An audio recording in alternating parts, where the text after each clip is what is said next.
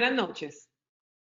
Les doy desde la Sociedad Colombiana de Pediatría una cordial bienvenida a este webinar que hemos convocado con un tema que ha sido, es y sigue siendo de gran relevancia y que nos inquieta a todos, como lo es el regreso a clases. Como adultos, padres, madres, pediatras, no dudamos por un segundo que nuestros hijos son el mayor tesoro que tenemos, lo que más amamos y que siempre queremos lo mejor para ellos. Recordar también que pese a acabarse la cuarentena, el virus sigue vivo entre nosotros y que llegó para quedarse.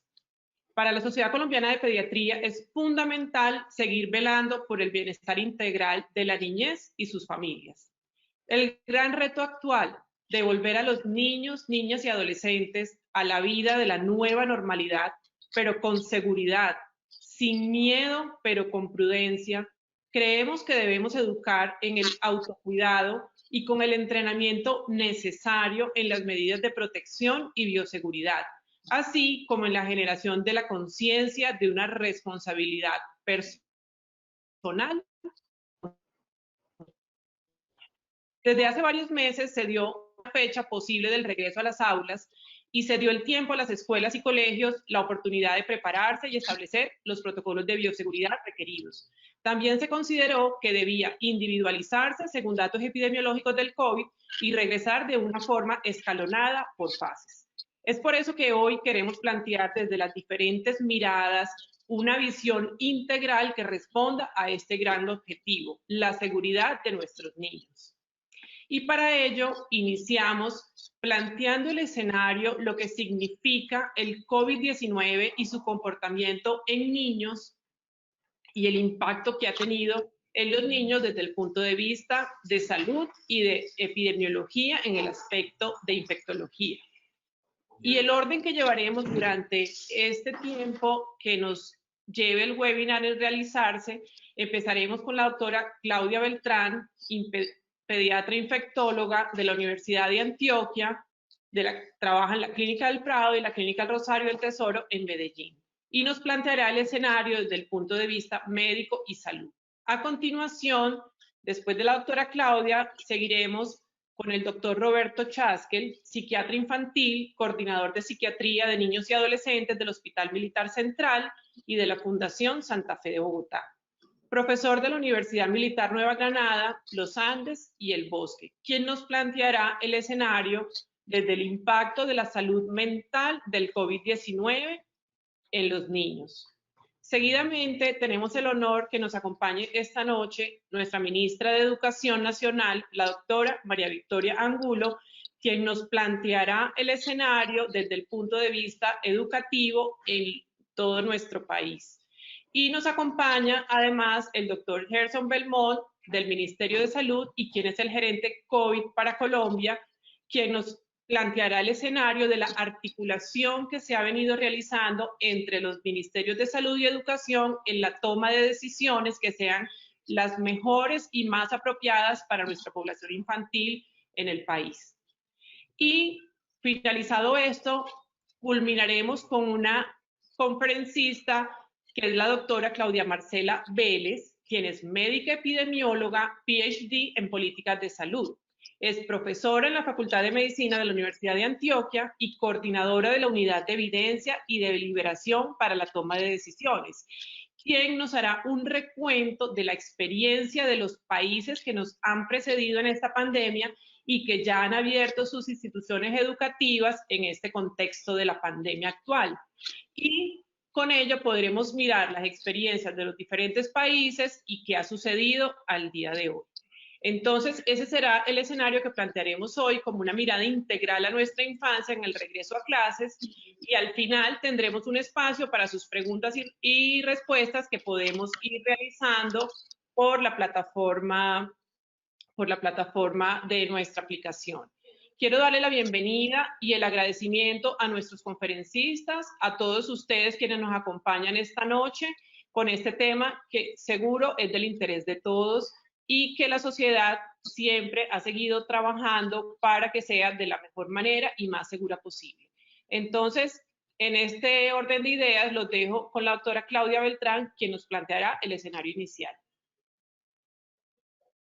Bueno, buenas noches. Muchas gracias a la Sociedad Colombiana de Pediatría por poner sobre la mesa este tema que tanto nos preocupa, que tantas preguntas tienen y de pronto no tantas respuestas, porque como me habrán escuchado en otras conferencias o como han escuchado algunos de los colegas, estamos conociendo este virus es nuevo para nosotros, entre nosotros no lleva más de un año entre nosotros, entonces hay muchas preguntas que nos iremos respondiendo en el camino. Rápidamente yo voy a mostrar algo de cómo se ha comportado este virus entre los niños en la población pediátrica. Básicamente, inicialmente voy a hablar de algunas generalidades, voy a hablar sobre la dinámica del virus en los niños y posteriormente algunas conclusiones. Entonces, la incidencia en los niños del virus se encuentra aproximadamente entre el 1 al 5% de la población. En Colombia está estimada en aproximadamente un 8% en menores de 18 años, teniendo los datos del Instituto Nacional de Salud en menores de 18. En menores de 10 años es aproximadamente un 3%. El periodo de incubación del virus se estima que es entre 2 a 10 días, con una mediana de 5 días aproximadamente, y el 97% de las personas que van a presentar síntomas después de contagiarse con el virus lo van a presentar en los primeros 12 días. Más allá de eso, es probable que después del contacto ya no vayan a presentar síntomas si han tenido esta exposición al virus. Se sabe que ingresa a la célula por los receptores de angiotensina, de la enzima convertidora de angiotensina, y esto lo menciono es porque ha sido una de las hipótesis planteadas en niños de por qué no les da tan gravemente la enfermedad. Y hay, en cuanto a la fisiopatología, pues la gravedad de los síntomas, sobre todo en niños, se ha relacionado a una liberación de citoquinas proinflamatorias parecido como ocurre en otras enfermedades como linfohistiocytosis hemofagocítica. Las manifestaciones clínicas en los niños en cuanto a la gravedad han tenido un espectro diferente a los adultos. Esto ya es conocido por la comunidad médica internacional. En realidad, en los niños la presentación es más leve que en los adultos. La mayoría se presentan de forma asintomática. La mayoría de ellos, más del 90%, se presentan de forma leve, moderada o definitivamente no tienen ningún síntoma. Y la enfermedad crítica tiene que ver con la edad, es inversamente proporcional a la edad en pediatría. ¿Sí? Los niños que más presentan morbilidad y que más presentan hospitalización son los menores de un año. Aproximadamente se estima que un 10% tienen que ser hospitalizados y son los que ingresan más a la UCI. Ahorita les voy a mostrar unas gráficas sobre lo que ha ocurrido en nuestro país. Entre más grandecitos sean los niños, esta posibilidad de tener enfermedad grave es menor. En Wuhan, por ejemplo, menos de 2% de los niños con COVID requirieron ingreso a hospitalización. En Estados Unidos es un porcentaje similar. Y referente al síndrome inflamatorio multisistémico, que algunos conocen como enfermedad de Kawasaki similar o enfermedad por COVID similar a Kawasaki, la incidencia en realidad es muy baja, es una enfermedad que es una de las complicaciones postvirales que se ha asociado a la infección por COVID, pero no es lo más frecuente, no es lo más usual y no tiene desenlaces tan graves como puede presentarse la enfermedad grave en los adultos. La mortalidad en pediatría realmente es rara. Estas gráficas que les voy a mostrar a continuación son suministradas por el doctor Pablo Vázquez, quien es intensivista pediatra y que nos ha ayudado en todo este tiempo de pandemia a partir de los datos que aporta el Instituto Nacional de Salud. Y acá lo que les quiero mostrar es cuántos casos hay aproximadamente hasta hoy de COVID en pediatría y cuántos de ellos corresponden a niños según la población general. Aquí vemos aproximadamente un 8% de todos los casos positivos y tengan en cuenta que son menores de 18 años. O sea, en realidad en Colombia hemos tenido un comportamiento similar al resto del mundo donde la enfermedad en niños ha sido menos frecuente que en los adultos. Y acá les quiero mostrar esta donde ustedes pueden ver, acá están las edades, miren los niños menores de un año, en amarillo están los que requieren ser hospitalizados, en realidad esta es la edad que tiene más susceptibilidad de requerir hospitalización que los niños pues más grandes.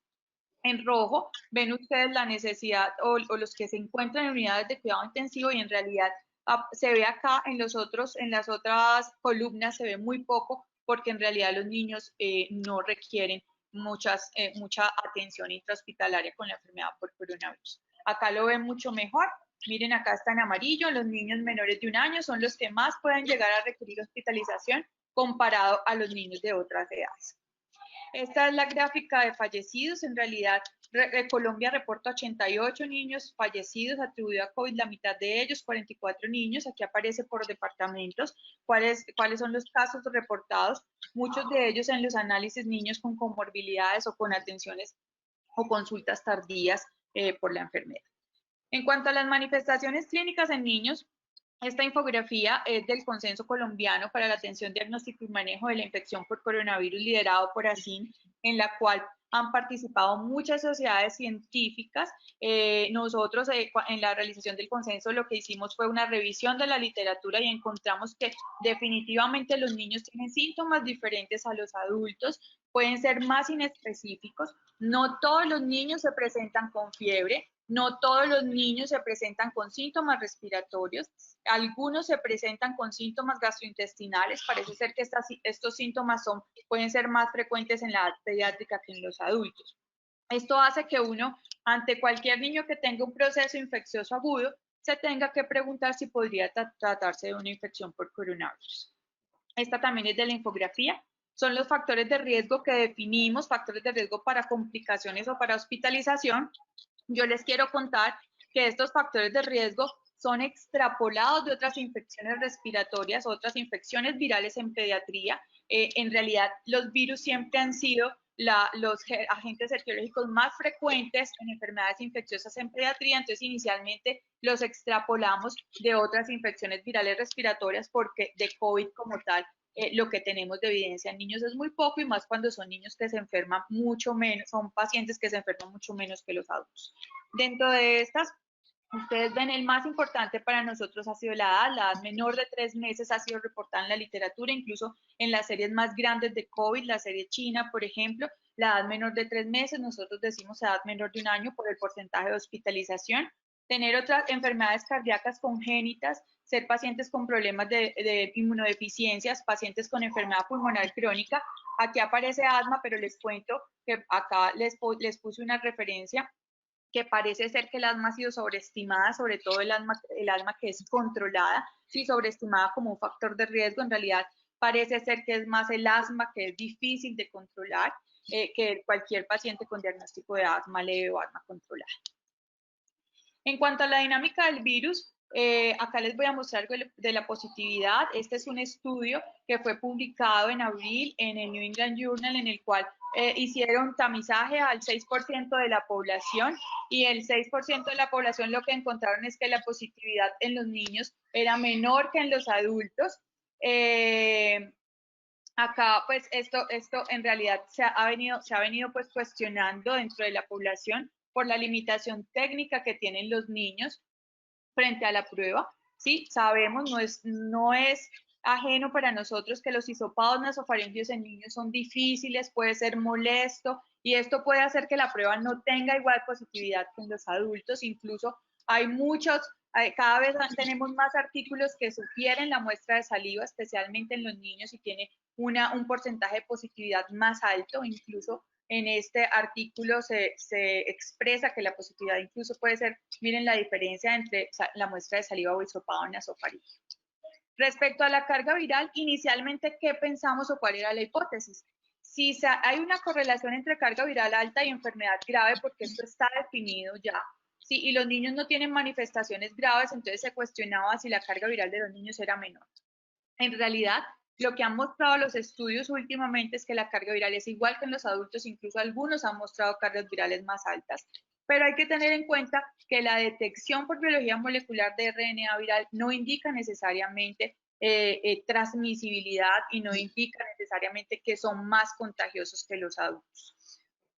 Aquí les muestro, este es un preprint hecho en Berlín, un análisis de la carga viral por edad, pues, de los pacientes, y en realidad medida en logaritmos. Acá lo ven, los niños pueden presentar iguales cargas virales. Acá están los niños, aquí aumenta pues la edad, que los adultos. Acá hay menos puntos porque son menos niños evaluados que los adultos. Y acá miren estos en condiciones pacientes saludables o condiciones en pacientes que tengan una condición preexistente o una comorbilidad.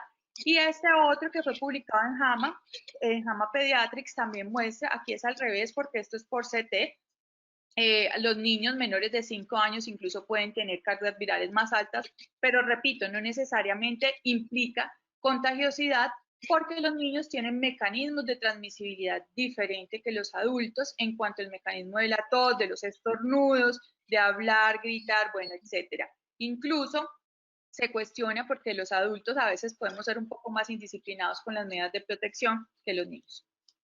Este es otro preprint, es un estudio todavía pues no evaluado por pares, que lo han denominado Kids Brave Kids Studio. Es un estudio hecho en Carolina del Norte. Ellos también miraron algunas diferencias entre niños, adultos, entre asintomáticos y sintomáticos. Evaluaron 382 pacientes pediátricos y miren lo que encuentran. En realidad, diferencias entre carga viral en pacientes sintomáticos asintomáticos no hay mucho. Esto es la disminución de la carga viral después del inicio de los síntomas y la importancia del periodo presintomático en cuanto a carga viral detectada.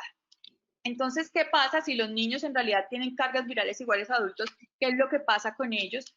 A diferencia de ellos y por qué no tienen manifestaciones tan graves. Se han reportado varias hipótesis, se han planteado varias hipótesis, ninguna de ellas validada. Se habla de que los niños tienen una expresión disminuida de los receptores de la enzima convertidora de angiotensina, que tienen mejor control de la replicación viral a través de la inmunidad innata, cuestionan el efecto protector del timo en los niños, vías de señalización inflamatoria diferentes a los adultos, incluso se habla sobre el endotelio, diferencias en la coagulación, también de la inmunidad preexistente en niños. Los niños todo el tiempo están presentando infecciones respiratorias, entonces también se habla que puede haber una inmunidad cruzada, preexistente por otros coronavirus, y también que los niños tienen menores comorbilidades. Como les digo, todavía no hay una que uno diga es por esto que los niños se infectan menos, pero sí hay múltiples hipótesis planteadas al respecto. En cuanto a transmisibilidad, ¿qué es lo que nos han mostrado los adultos? Acá, perdón. Acá, los adultos se han reportado una transmisibilidad mayor que los niños, ¿sí? En muchos de los estudios. La mayoría de los niños infectados hacen parte de un grupo familiar, o sea, no son contagiados o son infectados por un adulto cercano o por un familiar o por, cuando en experiencias de colegios, por un profesor. Yo creo que eso la doctora Marcela nos va a hablar más adelante. Recuerden que no se relaciona la carga viral a la transmisibilidad y esto lo hemos podido ver en los niños. Este es un estudio en el cual, que es de Corea del Sur, en el cual ustedes muestran aquí, hacen un seguimiento a los contactos de pacientes infectados por coronavirus. Estos son dentro de casa, estos son fuera de casa. Y miren acá el porcentaje de positividad, incluso en los menores de 10 años parece menor cuando hacen el seguimiento de los contactos que en los adultos. Acá son fuera de casa, son muy parecidos pues a los adultos, pero en realidad pareciera que la transmisibilidad en niños no es mayor como se ha planteado pues en otros estudios. Y este es otro que también es un preprint, también pues en coronavirus sí que hemos tenido que lidiar con muchos preprint, pero aquí lo que miran es también la tasa de ataque secundaria, en la cual en los adultos parece ser mucho mayor que en los niños. La tasa de ataque verificando o comparando sintomáticos versus asintomáticos es mayor en los sintomáticos, y acá es donde hablamos que si usted está tosiendo, si está estornudando, si se está tocando la cara, si tiene síntomas y está todo el tiempo manipulándose la cara, por ejemplo, porque está enfermo, pues va a ser mayor la posibilidad de transmisibilidad. Es una de las hipótesis que se plantean, y la mayor tasa de contagio en pacientes presintomáticos que los asintomáticos. ¿Cuáles son los factores ambientales relacionados a mayor tasa de ataque? Tener muchos contactos, de aquí la importancia del distanciamiento físico, contactos cercanos, menos de 1 metro, contacto físico estrecho, compartir el carro, la sala, las comidas, los espacios no ventilados. Y en este estudio muestran que usar la mascarilla en casa, incluso después de tener el diagnóstico, disminuye la tasa de ataque, incluso después de tener presentación de síntomas. Estas son una serie de ejemplos, seguimientos de cadenas de contacto en diferentes sitios del mundo. En Génova, 40 niños que estuvieron expuestos a un caso índice, solo 3 tuvieron positividad después de estar expuestos. En China, de 68 niños evaluados, en 65 fue identificado un adulto como caso índice. En Francia, un niño de 9 años que tuvo contacto con 80 compañeros de clase, ninguno presentó infección. En Australia, un seguimiento de 15 escuelas después de apertura escolar, 9 estudiantes, 9 adultos. Miren la cantidad de contactos estrechos, 735 estudiantes, 128 y se identificaron 2 infecciones secundarias y ningún adulto infectado. Al parecer, los niños se infectan principalmente de los adultos, si bien son parte importante de la cadena de transmisión, parece ser que por su forma de presentación leve o asintomática disminuye la diseminación del virus. Obviamente, aquí viene una pregunta, ¿habrá un sesgo de selección? Si los niños están en casa y las escuelas están cerradas, pues es esperado que los niños se estén infectando por los adultos. Sí, puede existir sesgos al evaluar pues este tipo de estudios. No sabemos, pues toca esperar las aperturas y algo de las experiencias que han tenido en otros países que ahora nos dirán. En este análisis de varios brotes, desde junio 1 a julio 31, 67 casos pues, fueron considerados en 30 brotes. La direccionalidad de los brotes fue así: de staff a staff, o sea, de adultos a adultos, 15 de ellos, de staff a los estudiantes 7, de estudiante a staff 6 y estudiante a estudiante, como ven, es mucho menor la posibilidad de transmisión. Entonces, como conclusiones, las manifestaciones clínicas de los niños son leves, asintomáticas, inespecíficas, las cargas virales son altas, no hay diferencias en asintomáticos y sintomáticos, pero esto no se correlaciona a transmisibilidad. La transmisibilidad es menor al parecer comparado con los adultos y además menor si son asintomáticos, y esto pues es importante frente a la preocupación de si los niños son asintomáticos, la mayoría, ¿cómo me doy cuenta que tienen la infección y entonces van a estar contagiando a todo el mundo? La transmisibilidad es menor. También se habla y se cuestiona una menor positividad, limitaciones técnicas que se convierten en un reto para nosotros para determinar mejores pruebas diagnósticas o mejores muestras para poder mejorar la positividad pues, en los niños.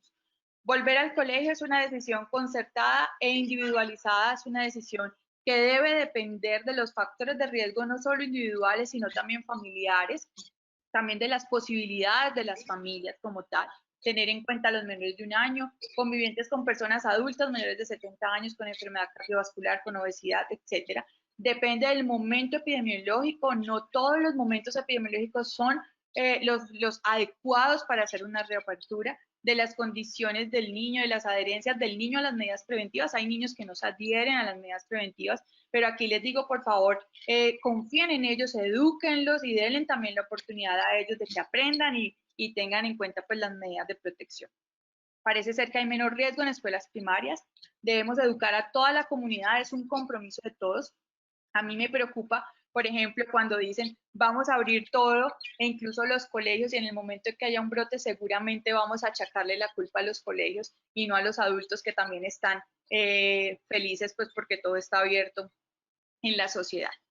Se recomienda que haya creación de pequeños grupos fijos, tener en cuenta espacios que permitan mantener la distancia social. No todos los colegios, ahorita la ministra nos va a hablar, pues también nos puede ampliar un poquito sobre esto, tienen esta posibilidad, que haya acceso frecuente a higiene de manos, a espacios ventilados, limpieza de superficies, que haya flexibilidad escolar, inicialmente alternancia, que tener mucho cuidado en el transporte, en los comedores, que son los sitios más críticos en el momento de comer, y los colegios deben implementar, los colegios y todos los sitios donde se abra deben implementar sistemas de vigilancia activa en la cual se identifiquen temprano de los casos, se pueda trazar los contactos, se pueda definir aislamientos por cohortes. Por último, les dejo esto, lo traje pues en inglés, de un artículo del New England Journal de hoy, en el cual dice el argumento de que los niños y los educadores y la sociedad merecen abrir las escuelas no debería ser controversial. Si estamos de acuerdo con los principios, no hay excusa para abrir otros servicios no esenciales para adultos sin pensar antes en la posibilidad de abrir los colegios.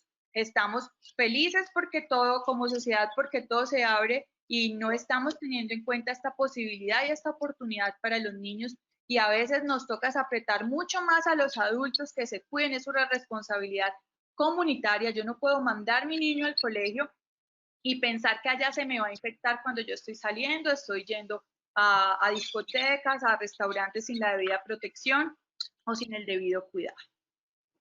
Muchas gracias. Ellos se han sacrificado por nosotros, se han quedado en casa por los adultos. Yo les pregunto si como adultos nosotros también estamos dispuestos a sacrificar parte de nuestra vida social para que ellos puedan también tener un acceso a sus colegios y a su vida normal. Ya, listo.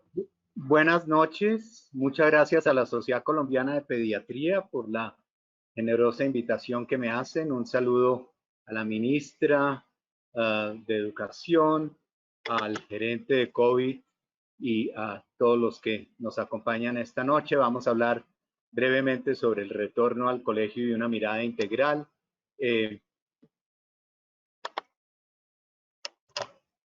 Este es el objetivo que tengo para los asistentes. Reconoceremos el impacto de la pandemia en la salud mental de los infantes, niños y adolescentes. Los asistentes se actualizarán al final con la literatura reciente que hay sobre las realidades del retorno al colegio y contarán con estrategias actualizadas para la intervención. He dividido para efectos de toda mi presentación en el grupo de infantes, preescolares, escolares y adolescentes, o sea, todos los chicos que de alguna manera desde guarderías hasta el último grado de colegio asisten a la escolaridad.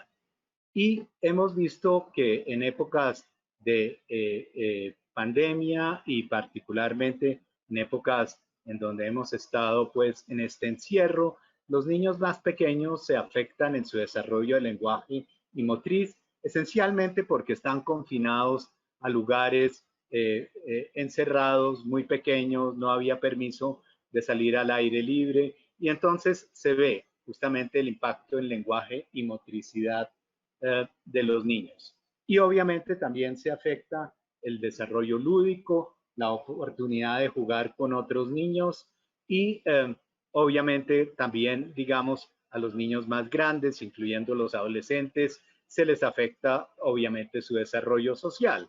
Entonces, digamos, la ausencia del colegio tiene unos efectos importantes en muchas áreas del desarrollo.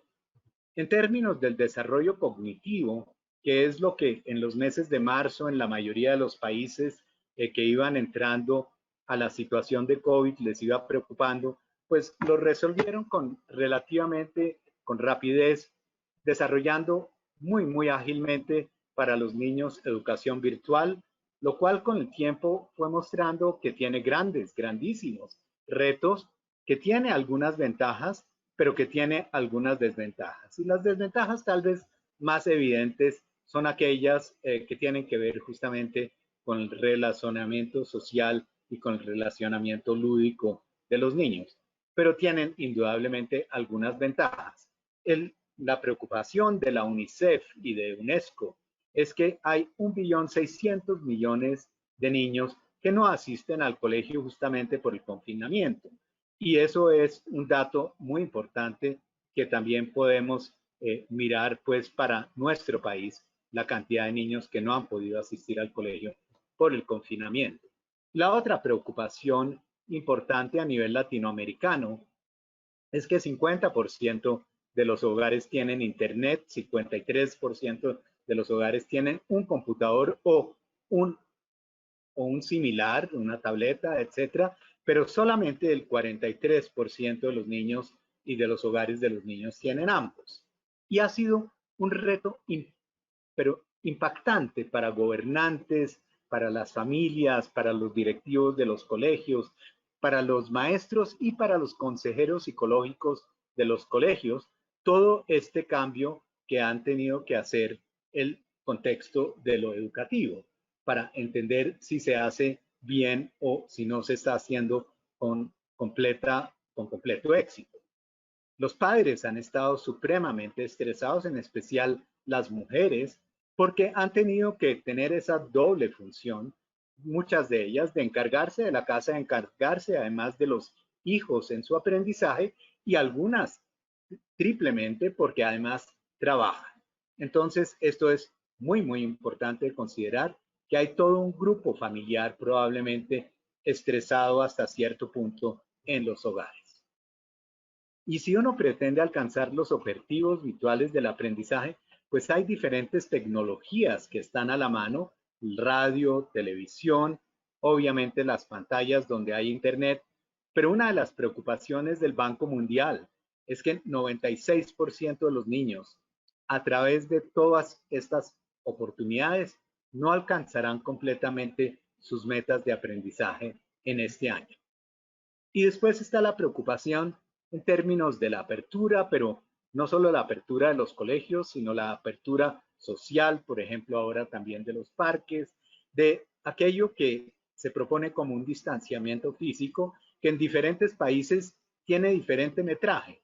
Aquí tenemos 2 metros. Hay países donde solo se propone 1 metro 50, pero esto va a ser muy importante en el momento del impacto de la apertura de los colegios, cuando miremos cómo es ese distanciamiento físico entre docentes y compañeros y también en los niños de diversas edades.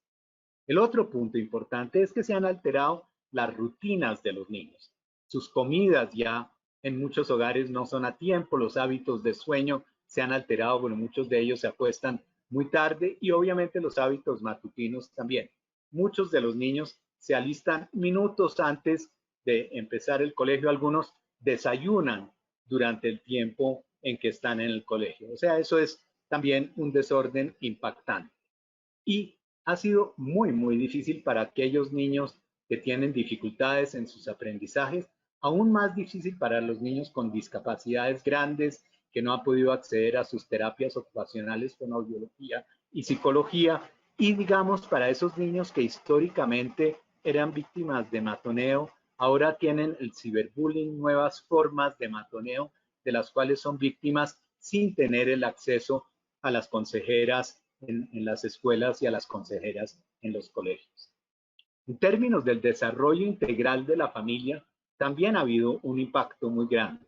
Un impacto más grande en aquellas familias que son disfuncionales que en aquellas familias que son armónicas, porque en aquellas familias que son disfuncionales hemos visto un incremento enorme de maltrato intrafamiliar en todas sus formas.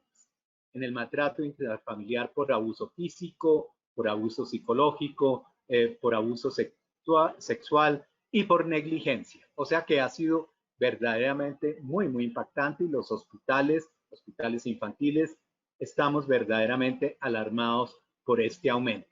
Pero también estamos alarmados por el aumento en la irritabilidad y los trastornos de sueño en unos niños muy, muy pequeños que previamente no tenían trastornos de sueño, la depresión y la ansiedad en niños desde los 5 años de edad en adelante, en adolescentes jóvenes de 10, 11 años, el inicio con drogas y alcohol que previamente no hemos tenido, y el enorme aumento en intentos, en gestos de suicidio en muchachos, o sea, el más pequeño que yo he visto en esta pandemia, 9 años con un suicidio consumado.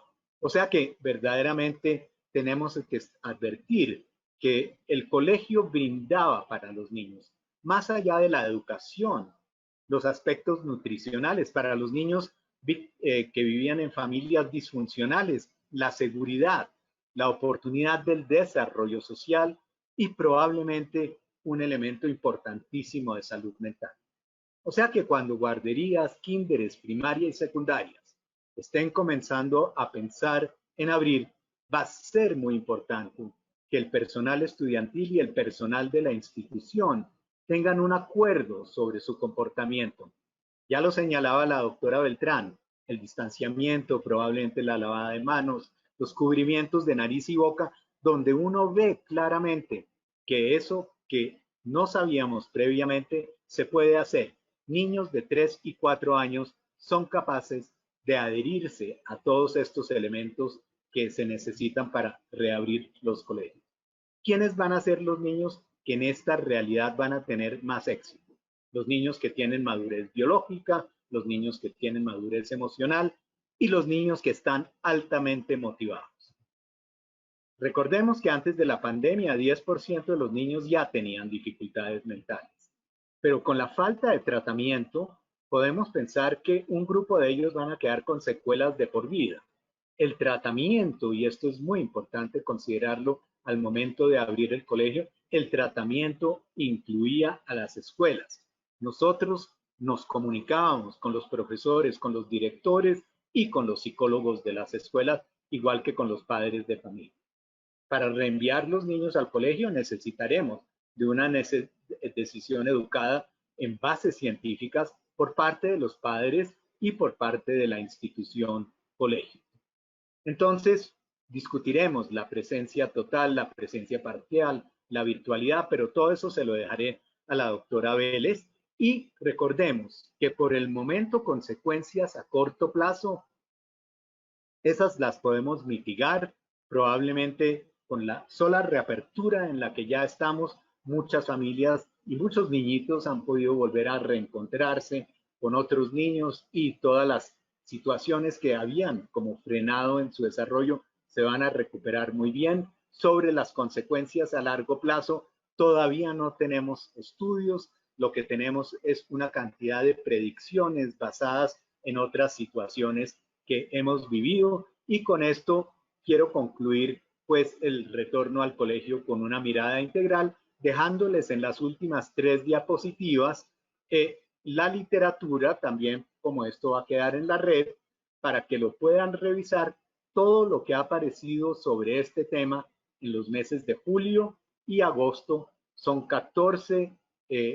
documentos maravillosos que nos van a dar una idea cómo mejor llevar a nuestros niños en esta nueva realidad. Muchas gracias. Muchas gracias, doctor Chaskel, por su intervención. Y bueno, quiero darle nuevamente la bienvenida a la doctora María Victoria Angulo, nuestra ministra nacional de Educación, quien nos acompaña hoy amablemente y nos expondrá la situación ante la reapertura escolar con una mirada integral. Gracias, doctora María Victoria, bienvenida. Bueno, buenas noches, doctora Marcela.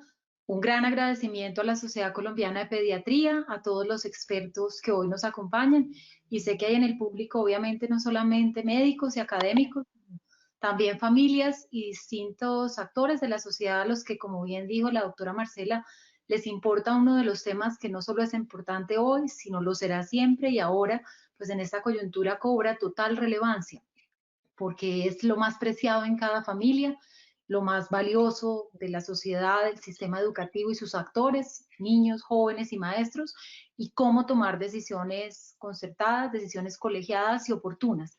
Comienzo esta presentación también dando las gracias al Ministerio de Salud, al doctor Gerson, y antes de entrar a las cifras, pues contarles que el trabajo que hemos hecho desde marzo hasta hoy, recordarán ustedes que en marzo 15 se tomó la decisión con 54 casos identificados, con la información que existía, tanto de la comunidad científica como del Instituto Nacional de Salud y del Ministerio, de decidir que era el momento de hablar de una educación en casa, no solamente mientras se definían muchos de los andamiajes que tienen que activar del sector salud para poder responder a un tema nuevo para Colombia y para el mundo, sino también para brindar oportunidades que justamente mitigaran y permitieran atender en casa. Iniciamos desde el 16 de marzo. Seguramente quienes están conectados son padres de colegios o públicos o privados. Lo primero es un gran agradecimiento. El papel de los padres ha sido fundamental, al igual que el de los maestros y los directivos. En un escenario nunca imaginado, lograron responder con una agilidad increíble y con gran creatividad, porque Colombia claramente no solo son los centros urbanos, Colombia también es la ruralidad. Y los niños que pueden ver allí que tenemos en el sistema, en el caso de educación preescolar básica y media, 9.9 millones de niños. Pueden ver ahí los detalles entre el sector oficial, entre el sector privado, el número de establecimientos y sedes, que es muy importante para lo que les voy a contar ahorita. Y entonces además, y el número de nuestros maestros del sistema público, más de 333.000 maestros y directivos. Si a esto le superpusiéramos el mapa de Colombia y la evolución de la pandemia, pues tendríamos como todos los argumentos para entender la magnitud, la importancia. Creo que los doctores que me precedieron, pues ya con la información que en estos meses se ha desarrollado, comienzan a darnos más luces, no solamente para cuidarnos y hacer más y mejor, sino también para rescatar la importancia de este derecho a la educación y de estos espacios que no son solamente para aprender temas específicos de lectura, de matemáticas, de ciencias, son para generar un desarrollo integral, y los vemos por los distintos ciclos de edad. Entonces, este es el mapa del sistema educativo de preescolar básica y media. Más adelante me referiré a educación superior, y para hacerles corta la mención, además de agradecer este rol, poder decirles que estos meses han sido meses de trabajo en plataformas, radio, televisión, entrega de guías, algo que crearon en las regiones que a mí siempre me gusta mucho mencionar, que se llama el mensajero pedagógico, dejando ver que no importando las distancias, hay distintos mecanismos para llegar con contenidos, pero también hay una realidad, es un sistema que por la misma diversidad de Colombia, las distancias, la realidad en materia de conectividad, hace que hayan sido unos meses donde no hemos cesado esfuerzos. Los secretarios de Educación han definido diversas estrategias, pero donde claramente con el transcurrir de los meses, y no lo decimos solo en Colombia, sino en la UNESCO y en todos los sistemas educativos con los que tenemos comité permanente, con los colegas ministros, pues es innegable que esto va a generar brechas no solamente a nivel de aprendizajes, sino también en distintos temas dependiendo de la edad, temas nutricionales, el caso de las vacunas en los más pequeños, y temas socioemocionales. Quienes están conectados acá, tanto del gremio médico como del gremio de la salud, saben que venimos desde el sector educativo hace más o menos unos 12 años hablando no solamente de competencias en ciudadanía, sino hablando de cómo impactan el ser y el hacer las competencias socioemocionales. Esta empatía, este manejo de las emociones, del conflicto, etcétera. Y esto obviamente se exacerba por unas condiciones que nadie esperaba y que cambiaron la rutina de los hogares y le cambiaron muchas condiciones en el día a día de la formación de los alumnos, recordando que los colegios en el país hacen una labor increíble como un entorno protector que no podemos perder de vista, lo hablábamos con varias asociaciones de padres de familia. Entonces, dando este resumen, si se puede decir así, de lo que han sido estos meses, me parece importante detenernos en el mes de finales de mayo, comienzos de junio, porque en paralelo no ahorrábamos esfuerzos para poder continuar la educación en casa, que creo que además tiene muchos elementos que atienden la diversidad de los niños. Yo les decía ayer en el comité científico que gracias a la generosidad de los expertos que hoy están aquí del Ministerio de Salud tenemos para el tema de educación, que tenemos un gran reto como sistema educativo, un sistema educativo más fuerte, es un sistema también más flexible. Y allí recojo la voz de lo que decía la doctora Claudia en su intervención, y es, estamos encontrando mecanismos para activar el sistema educativo, pero claramente tenemos que reconocer la realidad de cada niño, comorbilidades, realidad de su familia, que nos harán ir tomando las decisiones, no solamente con gradualidad en el momento oportuno, sino prestando, digamos, modalidades en casa, presencialidad con alternancia, según sean las condiciones de cada uno de los niños, y ese pues es uno de los grandes desafíos. Entonces les decía que con estas cifras, con el mapa regional, con la evolución de la pandemia que no ha sido claramente igual en todas las regiones, finales de mayo y junio trabajamos intensamente con el Ministerio de Salud, con la Consejería de Niñez y Juventud y con expertos internacionales en el tema educativo para generar los lineamientos. Muchos de los que están conectados, no sé si los conocen, les hago una invitación a que los puedan revisar en la página del Ministerio de Educación y voy a entrar ya a referirme a ellos. En aquel momento nos decían que por qué publicar en junio los lineamientos, que si era que uno pretendía hacer una apertura sin tener en cuenta cómo estaba evolucionando la pandemia o sin tener en cuenta una variable que decía el doctor Roberto muy importante, y es la voz de la familia y la realidad local. Y para nada, la doctora Marcela lo decía en la presentación, y era todo el tiempo que requiere prepararnos para estar listos para el momento indicado. Estos lineamientos tienen, para darles unos ejemplos, primero, políticas en temas de práctica de higiene y bioseguridad, muy discutidas obviamente en el gremio médico y que tienen que ver con las edades, con definir las comorbilidades, con entender una caracterización de docentes, de directivos, de estudiantes por grado, todo lo referido al uso del tapabocas, lavado de manos, distanciamiento físico, qué hacer con respecto al consumo de alimentos, con todos los temas de transporte escolar. Ya voy a entrar al detalle, pero también entender cómo están las sedes educativas. Claramente no es lo mismo si estamos hablando de sedes educativas de Bogotá o de sedes educativas de Amazonas o del Atlántico, y entender con la literatura que hasta el momento recogía aprendizajes de sistemas que incluso ya habían iniciado la apertura escolar cuando publicábamos los lineamientos, le dieran a las secretarías de educación la información adecuada para comenzar a trabajar. Este trabajo particularmente inicia el 13 de junio, y si pasamos a la siguiente diapositiva, pueden ver, y les voy a ir retomando, son un documento cuya primera parte habla de educación en casa, porque tenemos que seguir generando diversos medios para acompañar de la mejor forma la educación en casa, pero también nos habla de cómo trabajar en un proceso de alternancia, en un proceso que sea gradual, en un proceso que lea todas las variables. Y viene ya la parte de retorno con alternancia. Aquí aprovecho, doctora Marcela, para, así como el gremio médico hace referencia a conceptos que no son solamente colombianos, sino claramente de la comunidad científica internacional, Pues en educación también la UNESCO ha venido liderando el concepto de alternancia. El concepto de alternancia no fue acuñado en Colombia, es tomado con base en los referentes y estudios de las principales organizaciones a nivel mundial en educación, entendiendo que el tema de la pandemia no es solamente un tema de una semana, de un mes, de unos meses, sino no solamente además del manejo, sino viene todo el proceso que conoce muchísimo mejor la comunidad médica que lo que yo puedo expresar, de definir la vacuna, de la fase de inmunización y de todo lo que va a requerir incluir en la vida diaria igual temas de distanciamiento, de cuidado y de autocuidado, y cómo el sector educativo puede retomar la importancia y el valor que agrega la presencialidad, entendiendo todas las variables que están conectadas. Vamos a iniciar a hacer referencia a los anexos de este documento, que me parece que tienen muchísimo que ver con seguramente las preguntas y las inquietudes que tienen tanto los padres como los doctores que están conectados para ver cómo ha sido ese trabajo tan relacionado con el sector salud. El primer anexo tiene que ver con todos los decretos, y esto es muy importante, sobre todo para el sector educación, maestros, directivos, secretarios de educación, de cómo han venido tomando las medidas tanto para educación en casa como para el momento donde iniciemos la gradualidad. El anexo 2 tiene que ver con las orientaciones ya para cómo hacer que el sistema educativo cobre sentido en la alternancia.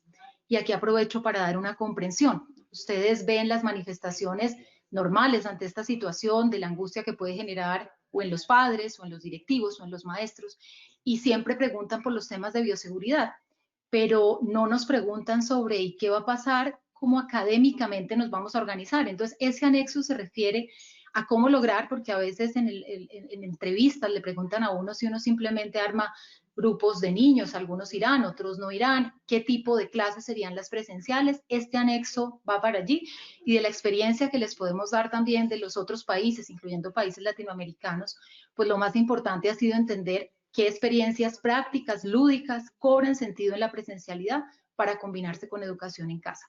El anexo 3 tiene mucho que ver con lo que los expertos hoy nos están comentando en este panel, con todas las guías higiénico-sanitarias, los componentes de agua y saneamiento básico en las escuelas, de distanciamiento físico, etcétera. El anexo 4 ya aterriza todos estos temas de bioseguridad al suministro de alimentos, entendiendo que tenemos un sistema donde contamos con alimentación escolar. Lo mismo, un tema muy frecuente que nos preguntan las autoridades locales, y es si tenemos ya un protocolo para los temas de transporte escolar. El quinto son las orientaciones para los niños, las niñas, los adolescentes y sus familias para contemplar este regreso progresivo y gradual. Y yo creo que aquí el papel de la Alianza Familia-Escuela es fundamental. Agradezco espacios como este y contarles a los padres que están conectados que gracias a la generosidad de los expertos y el Ministerio de Salud vamos a definir un ciclo de conversaciones. Creo que son muchas las inquietudes, temas donde hay que profundizar. Hoy veremos como las principales vertientes o corrientes científicas que ya dan más explicación alrededor de cierto imaginario que hay alrededor del regreso de los niños al sistema educativo, y esto va a ser muy útil para todos. Creo que como sociedad, y hablaban de los derechos de las niñas y los niños, tenemos que generar confianza. La confianza se genera con más información, con poder absolver a tiempo las preguntas, resolverlas a tiempo las preguntas, y con poder generar una mesa de ayuda y apoyo técnico que vamos a tener para secretarías y obviamente también para las instituciones educativas. Vamos a la siguiente diapositiva, por favor. Ahí vamos en la mitad de los anexos. Luego viene el anexo 7, que tiene que ver con uno de los actores más importantes del sistema educativo, los maestros, los directivos. Con ellos tenemos que tener claramente igual todo el rigor que con toda la comunidad educativa y el personal de apoyo, y allí va la caracterización, la diferencia si estamos hablando de distintas edades y los protocolos. Ahorita les voy a hablar, pues una cifra que tenemos que tener en cuenta del sistema público: el 7% de los docentes son mayores de 65 años, y toda la caracterización asociada a esta variable y a otras claramente relacionadas con las comorbilidades, con las características de las escuelas, pues son importantísimas al momento, como decía la doctora Marcela, de decidir por qué grupos iniciar, por qué colegios iniciar, cómo definir las pruebas piloto. El anexo 8 ya tiene que ver con toda la atención en salud y todo el trabajo en primera infancia. Yo creo que aquí ha habido una articulación muy clave con el ICBF, con la Alta Consejería de Niñez, Infancia y Adolescencia, y allí están los detalles, porque además el modelo educativo, saben ustedes que integra con todo el detalle la óptica de desarrollo integral en primera infancia, donde esbozan o salen a la luz variables, como mencionaba el doctor Roberto, que no solo son aprendizajes, tiene que ver con el desarrollo afectivo, con el desarrollo emocional, con el desarrollo y nutricional, el componente nutricional, que por eso no podemos perderlo de vista al momento de tomar decisiones sobre el retorno escolar. También está el anexo 9, que tiene todas las situaciones que se dan cuando se encuentra un caso, se detecta un caso. Les contaba yo a los colegas que están conectados y en otras reuniones que teníamos el día de ayer, una conversación también con el ministro francés. Ustedes saben que el sistema francés se activó a partir del 11 de mayo en una primera etapa gradual y después de las semanas de vacaciones volvieron al sistema educativo el día de ayer. Y de lo que más resaltaba, porque ha sido una de las experiencias que tiene buenas lecciones, era la importancia de tener una completa información de la familia sobre la realidad de la familia, mucha conexión con las autoridades del colegio para tomar las mejores decisiones en los distintos momentos y claros protocolos en los casos de detección de estos casos. Vienen 3 anexos más que se refieren también a entender que tenemos en el país residencias escolares, a tener un enfoque de inclusión para poder atender toda la población étnica y también pues poder tener un esquema de alternancia, como les mencionaba, para los pueblos indígenas. Yo quisiera hasta acá, doctora Marcela, entonces resumir una primera invitación y están estos lineamientos, fueron publicados desde el mes de junio, darle también todo el crédito a las secretarías de educación que han venido trabajando muy juiciosamente en un primer diagnóstico que ya tenemos, una primera entrega de recursos a las que ya me voy a referir que entregó el sistema educativo a través del FOME, que permite para todo el sistema público adquirir los elementos de los protocolos de bioseguridad y unos ya proyectos de pilotos y contarles a quienes están aquí conectados que ya en algunos departamentos del país, siguiendo a detalle todo esto que he mencionado, hemos iniciado en unos municipios pues unos pilotos con todos los detalles que además serán claves para nutrir la información de otras regiones, al igual que en educación superior, como podíamos compartir ayer en el programa del señor presidente, y que tiene que ver con la activación de universidades e instituciones de educación superior. Perdón un segundo que tengo acá un problema con el micrófono, perdón.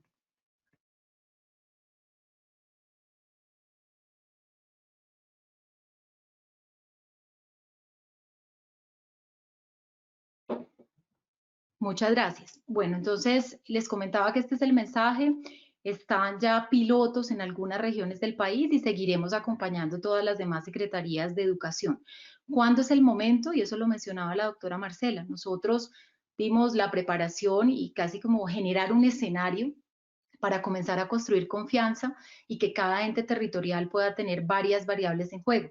Y se las mencionaría. La primera, obviamente, es la evolución epidemiológica y esa será clave la relación con las secretarías de salud, así como lo ha sido para la articulación del Ministerio de Educación y el Ministerio de Salud. Los diagnósticos por cada una de las instituciones, y aquí estoy hablando de públicas y privadas, porque tal vez en los minutos que me han precedido me he referido mucho al sistema público, pero es igualmente importante nuestro deber y las secretarías de educación de acompañar y hacer la valoración del sistema público y privado, siempre contar con el consentimiento de los padres, que es una pregunta muy frecuente, así quedó explícita desde el lineamiento, y trabajar obviamente también colectivamente con los maestros, con los directivos, en este ejercicio gradual de poder iniciar un proceso de alternancia con las consecuencias o las bondades que puede dejar ver en los quienes me han precedido en la palabra y quienes continuarán para analizar como toda la integralidad de lo que puede traer esta decisión, de lo que agrega al desarrollo de los niños y de lo que agrega no solo cognitiva, sino emocionalmente. Continuemos, por favor. Bueno, acá ya hay pues las cifras detalladas del número de estudiantes por sede, del número de estudiantes por nivel de formación en preescolar, básica primaria, básica secundaria, media y ciclo de adultos. Igual pues contamos con todo el detalle para educación superior, donde tenemos más de 2 millones de alumnos, dependiendo si estamos hablando de pregrado o de posgrado, instituciones técnicas, tecnológicas y universitarias, y una cifra que la viceministra siempre menciona por la diferencia del esquema de atención, y son 144.043 niños que permanecen bajo un esquema que de pronto no todos los colombianos conocen y son residencias escolares. Son niños y jóvenes que permanecen más de 10 meses en esas instituciones y no es solamente su vida académica, sino se desarrolla su vida en los distintos contextos del día a día y con estas condiciones particulares pues también amerita que hagamos todos los esfuerzos porque pues es reactivar en ellos no solamente un proceso escolar o académico, sino en general de desarrollo integral. Continuemos. Aquí aparece el detalle, yo me refería anteriormente al recurso que hemos podido ya entregar en un primer giro a las secretarías de educación, contempla todas las sedes públicas permite adquirir los elementos del protocolo de bioseguridad y ya unos primeros recursos adicionales a estos, a las entidades territoriales que han iniciado pilotos y que han comenzado ya un proyecto, que además cuando hablamos del piloto, y lo hablamos con el colega Gerson, que va a exponer después de estas palabras que estoy compartiendo con ustedes, y es la importancia de que en esos pilotos tengamos una información muy clara por parte de cada entidad territorial, obviamente, de la zona, de las instituciones, de las características de la población escolar, de los maestros, para que podamos contar con todos los elementos para ese regreso seguro en modalidad de alternancia, teniendo en cuenta todas las variables que aquí se han mencionado. Siguiente. Bueno, recomendaciones para ir cerrando preescolar, básica y media, y solo me quedan unas ideas generales de educación superior también importantes que compartir. Yo creo que lo primero es la coordinación, y aprovechamos este webinar generosamente que la Sociedad Colombiana de Pediatría nos da para reiterar qué es cómo venimos trabajando y cómo debemos seguir trabajando con todos los secretarios de educación. Tenemos que hacerlo coordinadamente y así lo haremos de forma más segura.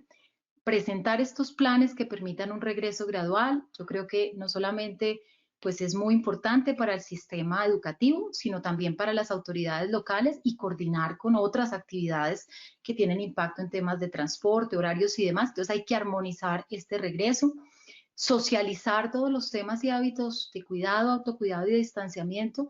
Siempre dicen que el sector de educación, donde tengo el privilegio, la generosidad de la vida de trabajar, aquí trabajamos con vocación de servicio, pero además siempre estamos tocando los imaginarios, y en general la forma como la sociedad también va traduciendo cada etapa. Y creo que los niños y los jóvenes en cada hogar son quienes más movilizan las reflexiones, incluso en los adultos, en su núcleo familiar. Entonces, también esta cultura que requiere el país de cuidado, de autocuidado y de distanciamiento social, tenemos que trabajarla desde el sistema educativo, un acompañamiento permanente a las familias. De nuevo agradecerles, esto irrumpió en todas las rutinas, pero nos dio una excelente oportunidad de trabajar muy de la mano de las familias, y la información y que los padres puedan conocer el detalle de todos los protocolos va a ser vital para poder tomar la decisión en el momento oportuno. Y ya pues las recomendaciones de situaciones agudas, que yo creo que son muy importantes tenerlas, que las estamos mirando con todo el detalle con este comité científico semanalmente, que buscará no solamente generarles a ustedes y a la sociedad en general muchos espacios para conversar detenidamente sobre el tema y resolver preguntas, sino para poder avanzar, y creo que esto es bien importante. Y finalizo con educación superior. Normalmente siempre la óptica o las conversaciones están alrededor, obviamente, pues de los niños, de los jóvenes, de los adolescentes, pero también tenemos que tener en cuenta la educación superior, y para ella emitimos, así como los lineamientos de preescolar, básica y media, la Directiva 13. La Directiva 13 se comunicó también en el mes de junio, con el ánimo de que las universidades pudieran iniciar junio y julio prácticas bajo modalidad de alternancia, es decir, de todo el sistema educativo, quien primero hizo el alistamiento de protocolos y coordinación con autoridades territoriales fue el sector de la educación superior. Les puedo contar que de las 300 instituciones que tiene el país, donde ya les conté que hay más de 2 millones de alumnos, 150 pudieron hacer esta fase 1, junio y julio. ¿Cuáles eran las áreas del conocimiento elegidas? Las áreas que requieren trabajo práctico para poder finalizar este primer semestre, pero obviamente el tamaño de los grupos y todo el protocolo asociado incluso a la manipulación de elementos asociados a la práctica se tuvieron que elaborar de forma detallada, se pudieron hacer. Esto dio pie para que en paralelo las universidades fueran creando ya protocolos con mucho más detalle por el aforo permitido según todos estos lineamientos para iniciar segundo semestre del 2020. Ayer podíamos compartir en el programa del señor presidente 2 casos de Antioquia muy interesantes, la Universidad de AFID, la Universidad Pontificia Bolivariana. Una de ellas comenzó el 10 de agosto, la otra el 24 de agosto, tiene una gradualidad en el aforo, eligieron las áreas del conocimiento que requieren la experiencia práctica, definieron todos los protocolos de ingreso, de tránsito, académicos incluso, porque para lograr mantener a los alumnos conectados, no importando que todos no estén presencialmente, tuvieron que fortalecer sus plataformas pues, tecnológicas, y así lograr que haya también académicamente una armonía entre lo que se hace presencialmente y lo que se trabaja a distancia, virtual, con conectividad. Y allí también tenemos el reto, como lo hemos dicho con el viceministro de Educación Superior a las universidades, de hacerlo colegiadamente con la entidad territorial. No solamente para informarlo, sino para revisar también con Secretaría de Salud y tener esa tranquilidad del mandatario local de entender cómo se va activando el sistema en los distintos niveles de formación, públicos y privados, cómo ir dando información oportuna a los padres de familia, que obviamente siempre están atentos a las decisiones que se tomen. Y por parte nuestra, pues este es un camino no solamente que iniciamos en el mes de marzo, que tenemos que tomar con todo el rigor y toda la responsabilidad, y que seguiremos acompañando en sus distintos momentos. Y en esa compañía, además de todo el conocimiento de los académicos y de quienes nos acompañan en el sector educativo, será este trabajo colegiado con el sector de la salud, que yo creo que además nos va a abrir muchas posibilidades de colaboración. Les hablaba de los temas socioemocionales, de los temas de desarrollo integral o nutricional, del programa de alimentación. Siempre hay un vínculo muy estrecho entre los temas de educación y de salud, que se hizo más visible con ocasión a esta pandemia y que nos va a dar una oportunidad bajo esta óptica de desarrollo integral de ir acompañando cada una de las etapas. Quería hasta ahí compartirles cómo hemos venido trabajando, qué lineamientos, información hay de base y cuáles son estas expectativas de trabajo en equipo, que es como más nos necesitan los niños y los jóvenes, que lo hagamos de la mano del sector salud y que lo hagamos también con la oportunidad requerida. Que cuando hablamos de protocolos no solo son los niños y los jóvenes, es toda la comunidad, los maestros, los directivos, personal de apoyo, niños y jóvenes y una conexión muy estrecha con las familias. Muchas gracias, doctora María Victoria. Y definitivamente usted concluye con algo que es muy cierto, y es que este problema es de todos y de la misma manera la solución es de todos, y entre todos tenemos que aportar para lograr una solución adecuada. Bueno, y quiero darle un agradecimiento y una bienvenida a Gerson Vermont, del Ministerio de Salud, quien es el gerente COVID para Colombia, a quien le doy la bienvenida en este momento. Gracias, Gerson. Bueno, muchas gracias, mi doctora Marcela. Un saludo muy especial a todos los expertos que nos acompañan el día de hoy, a la ministra de Educación y especialmente a todos quienes nos están siguiendo en este importante espacio. Ojalá tengamos muchos padres de familia, ojalá tengamos muchos docentes, ojalá tengamos toda la integralidad de lo que corresponde a esta gran familia del sector de educación que somos en sí todos los colombianos. Es tal vez, como lo he manifestado en otros espacios, el protocolo, si así lo vamos a decir, más integral, más complejo, porque tiene todos los componentes de la vida, de la sociedad, como ningún otro. Aquí hemos tenido que ver con una primera infancia, con jóvenes, adolescentes, por supuesto nuestros docentes, donde tenemos que ver adultos, adultos mayores, también inclusive dentro de la docencia, y todo lo que tiene que ver con la infraestructura, con lo que tiene que ver con alimentación, con transporte, con instalaciones, servicios básicos, integra absolutamente todo lo que se requiere para poder estudiar y analizar un componente tan integral y que nos permita una integralidad en el marco de la bioseguridad para poder generar tranquilidad y confianza.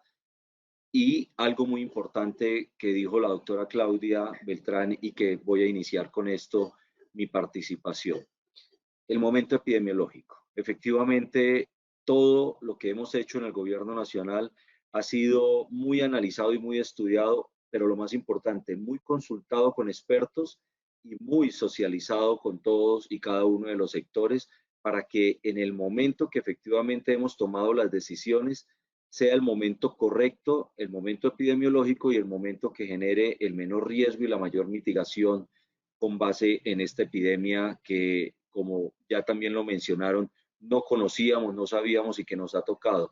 Gracias a Dios, con algo de experiencia de los países que inicialmente comenzaron con la epidemia y de donde hemos podido empezar a aprender muchas cosas, pero muchísimas, la mayoría nos ha correspondido con nuestras particularidades, empezar a desarrollar capacidades, competencias, conocimiento y darle el manejo adecuado a cada una de las situaciones.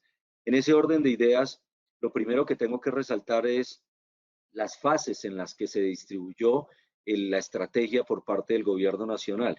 Una primera fase donde efectivamente entramos en un aislamiento preventivo obligatorio, que todos lo vivimos desde el primer día, desde marzo, desde inicios de marzo, donde se tomó la decisión, primero, cerrar aeropuertos, de suspender el sector educativo y suspender las actividades comerciales y sociales en toda la nación.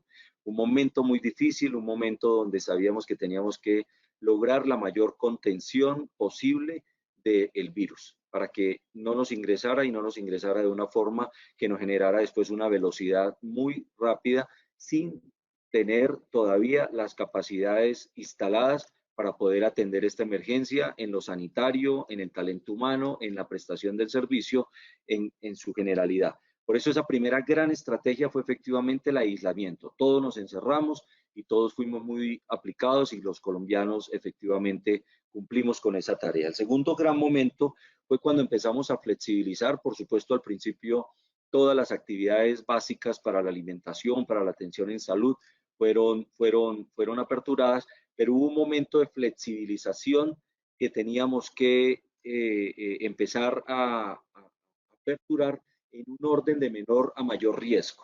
Y así creemos que empezamos a tomar primero unas 8 excepciones, luego fueron 23 excepciones hasta que llegamos a 47 excepciones. Pero ¿qué sucedió en ese recorrido de esa segunda etapa de flexibilización?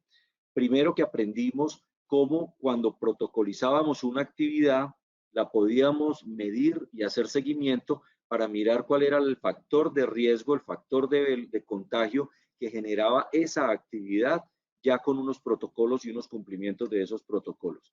Y algo que aprendimos y que hemos aprendido en este momento y que nos da mucha seguridad para los pasos subsiguientes, es que en términos generales de todas las actividades protocolizadas, no son los que han generado el factor de velocidad y el factor de contagio en nuestra nación. Donde más hemos encontrado factores de contagio ha sido en la indisciplina social, ha sido precisamente en componentes de desgaste de las medidas y donde la comunidad ya se ha desbordado y ha salido y deja de utilizar el tapabocas, hacen reuniones, hacen fiestas, hacen actividades, y ahí es donde más hemos encontrado tanto los conglomerados como el mayor ejercicio de contagio. Pero cuando miramos el contagio en la industria, cuando miramos el contagio en el comercio, inclusive en los medios masivos, con las medidas que hemos tomado, no quiero decir que no lo haya, pero es medible, es controlable y efectivamente podemos decir cuánto aporta al riesgo y a la velocidad del contagio. Lo que quiere decir que, y la conclusión primera es, importante protocolizar, saber medir y saber revisar efectivamente, y por eso la importancia de la preparación que se hizo, yo creo que paralelo al inicio de todas las medidas, cómo se logró tomar con educación en la construcción de estos lineamientos. Como lo dije al principio, es un universo inmenso, son más de 13 millones de colombianos que se afectan directamente en el sector educativo, y donde teníamos que construir unos lineamientos muy claros. Ya la ministra nos presentó todos los anexos de lo que son los lineamientos que hemos tenido, y si ustedes se dan cuenta, cubren absolutamente toda la integralidad del sector y se planificó absolutamente todo, cada uno de los momentos y los espacios que se podrían encontrar. El tercer momento, que es en el que estamos entrando en este momento, es el del aislamiento selectivo. ¿Y por qué tomamos esta decisión en un momento que pareciera ser el del pico, el del más complejo y de todo?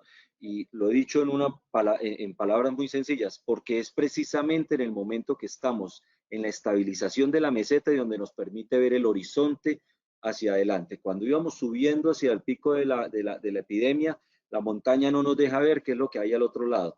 Pero en este momento que estamos en la estabilización de la meseta, nos permite ya ese momento epidemiológico, no hoy, pero sí mañana, en el que vamos a poder, de acuerdo a la diferenciación que hay en todo el territorio nacional, poder garantizar de que con el cumplimiento de los protocolos, que con el cumplimiento estricto de esa confianza que se tiene que generar entre todo lo que tiene que, en toda la importancia de este sector, alumnos, padres, familia, docentes y sociedad en conjunto, vamos a poder ya iniciar con total confianza ciertas actividades en territorios donde ya podemos tener ese momento epidemiológico adecuado. Hay ciudades en este momento que están iniciando apenas todavía el inicio de la epidemia. Hay otras que están en esa meseta epidemiológica, pero hay otras que han descendido y que están descendiendo fuertemente y que nos permite ya o nos vislumbra. Como hay también otro universo de municipios que no tienen afectación COVID, casi 135 municipios que no tienen afectación COVID, que tienen protección geográfica, que tienen otro tipo de protecciones y que seguramente va a ser muy demorado en estos municipios que se inicie todo el proceso de la curva epidemiológica y donde nos permite, con la particularidad específica, pensar que se puede iniciar en cada momento ciertas actividades en el marco de la alternancia, donde podríamos ejercer en los municipios no COVID algunas actividades. En los municipios que efectivamente ya están en la baja de la curva, podemos efectivamente pensar con muchísima seguridad en esos momentos. Y aún así, también en algunos territorios, no es lo mismo la alta afectación en algunos territorios como lo obtenemos en otros, de mayor densidad poblacional, de mayor demográficamente condiciones diferentes y donde inclusive podríamos pensar en hacer aperturas de este tipo. El cuarto momento que vamos a tener en el que estamos ahorita es el de la normalidad, el regreso a la nueva normalidad. Y no estamos hablando que vamos a regresar a una normalidad como la que tuvimos o la que conocimos. Va a ser una nueva normalidad donde tenemos que tener en el ADN de todas las instituciones y de todas las entidades la salud pública, donde estos protocolos dejan de ser un papel y un documento de estricto cumplimiento, sino que se tienen que volver parte del ADN de las entidades, donde tienen que estar en los estatutos de las entidades, donde tienen que estar en los planes de los colegios, en las instituciones para padres de familia, para los docentes, absolutamente para todo, tiene que meterse en el ADN la salud pública en cada una de las actividades. En ese orden de ideas y en esos 4 momentos que les estoy diciendo, había algo que no podía suceder antes, sino que tenía que suceder en el momento que se lograra, que era el fortalecimiento de la capacidad sanitaria en Colombia. Cuando inició la epidemia, nosotros teníamos 5.300 unidades de cuidados intensivos, teníamos 600 pruebas de capacidad máxima de diagnóstico en Colombia, teníamos un nerviosismo inmenso sobre qué iba a suceder y la velocidad con la que iba a suceder, y teníamos las experiencias terribles de lo que sucedió en Italia, de lo que sucedió en España, y no muy lejos de lo que nos estaba sucediendo más cerca, ya inicialmente en Brasil, en Ecuador y todo. Teníamos que tener una capacidad instalada como efectivamente la obtuvimos. Hoy tenemos hemos hecho más de 2.600.000 pruebas diagnósticas entre PCR y de antígeno. Hoy tenemos capacidad de hacer 40.000 pruebas diarias y creemos que vamos a poder subir inclusive hasta 50 o 55.000 pruebas diarias entre pruebas de PCR y pruebas de antígeno. Tenemos ya 10.100 unidades de cuidados intensivos instaladas en el país, y hoy que estamos en la estabilización de la meseta tenemos un 35% de camas disponibles para cualquier emergencia. Y estamos hablando en general, pero no hay ningún departamento en este momento que lo tengamos con una capacidad menor al 20%, lo que quiere decir que ya hemos podido lograr esa meta que queríamos de que la mayor curva de la epidemia se nos estabilizara con que no nos colapsaran los sistemas de salud. En ese punto ya nos da también un momento epidemiológico también de confianza, o un momento específico, perdón, en el marco de la epidemia, de confianza para poder decir las acciones o decidir las acciones que hoy estamos tomando en cuanto al aislamiento selectivo y en cuanto al distanciamiento social individual con responsabilidad, que es la propuesta que hoy estamos a partir del día de ayer, 1 de septiembre, estableciendo. ¿Esto qué quiere decir? Esto quiere decir que no ha terminado la epidemia. Esto quiere decir que estamos en el pico más alto, aparentemente. Yo nunca le digo que es una estabilización de la meseta, porque no es solo pico. Hay ciudades, como les expliqué, que están en diferentes momentos, pero que en términos generales efectivamente estamos en esa estabilización de la meseta. Esto no quiere decir que podamos ya bajar la guardia con ninguna de las medidas, sino sencillamente quiere decir que nos permite vislumbrar un horizonte cuando empecemos verdaderamente en una tendencia generalizada hacia la baja en el país, y donde podemos revisar con mayor tranquilidad, con mayor experiencia, con mayor capacidad de evaluación de los protocolos que hemos instaurado en cada uno de los sectores, y no será diferente en educación. Es más, me atrevo a decir que será el mejor protocolo y la mayor acompañamiento desde el Ministerio de Salud, porque lo hemos construido y nos hemos preparado desde el mes de marzo hasta este momento para poder dar un mensaje de confianza y tranquilidad en todos los actores de este importante sector. Lo hemos hecho con disciplina, hemos tenido todo el acompañamiento de las asociaciones científicas. No tomamos una sola decisión sin que consultemos a todos los expertos. Tenemos una mesa de expertos nacionales y tenemos una mesa de expertos internacionales. El ministro de Salud, el doctor Fernando Ruiz, y la ministra, la doctora María Victoria, han estado permanentemente con todo nuestro equipo técnico, revisando paso a paso para garantizar que no tengamos ninguna improvisación y que no vayamos a cometer ningún error en esta importante fase y en esta importante etapa en la cual. Entonces, hoy tenemos capacidad instalada, hoy tenemos talento humano preparado, hoy tenemos UCIs adecuadas y suficientes para cualquier contingencia. Hoy tenemos todo un programa a nivel nacional de apoyo social y de una estrategia que va a ser fundamental en esta fase hacia adelante, que es la estrategia de PRAS, de hacer las pruebas necesarias, el rastreo necesario y el aislamiento selectivo adecuado, para no tener que cerrar ciudades, para no tener que cerrar localidades completas, sino que busquemos efectivamente el virus y encerremos el virus y no encerremos a las ciudades, a la economía, a la educación y a la cultura. Vamos a encerrar el virus y para eso necesitamos el acompañamiento de todos. Estas fases y este momento epidemiológico lo que nos permite es un elemento donde los necesitamos a todos, donde necesitamos a los padres de familia, donde estamos seguros, como lo dicen las encuestas en otros países, y estoy seguro que en Colombia podríamos tener el mismo factor. Los niños quieren regresar a sus instituciones educativas, los niños quieren regresar a su educación, y lo que queremos es la confianza de los padres, lo que queremos es la confianza de los docentes, lo que queremos es la confianza de toda la sociedad y de todo el sector académico en general, para poder dar este paso importante, significativo y necesario. No traje cifras, no traje gráficas, porque los expertos la mostraron inclusive mejor que yo. No tengo que repetir las consecuencias mentales, las consecuencias en el desarrollo social de los niños, en todo el componente integral del desarrollo, a la personalidad y todos los otros componentes que podrían ser peores que la epidemia. Ya las doctoras nos dijeron el grado de afectación posible en los niños no es totalmente validado, y eso lo conocemos muy bien, y eso es lo que estamos estableciendo en este trabajo conjunto con el Ministerio de Educación, para que salud y educación envíen un mensaje de confianza, un mensaje de tranquilidad, en que el momento de la adecuación lo hemos cumplido. No al 100%, porque hay territorios que todavía no van a poder cumplir, pero hay territorios que ya lo están haciendo, hay alcaldías, hay gobernaciones que han estado muy aplicadas y muy juiciosas preparándose para este momento, y que podemos efectivamente caminar hacia esta nueva normalidad con protocolos de bioseguridad, pero con confianza en este sector tan importante, donde participe el territorio, donde participen las familias, los padres de familia, donde participe los profesores, los docentes, pero donde participemos todos como sociedad.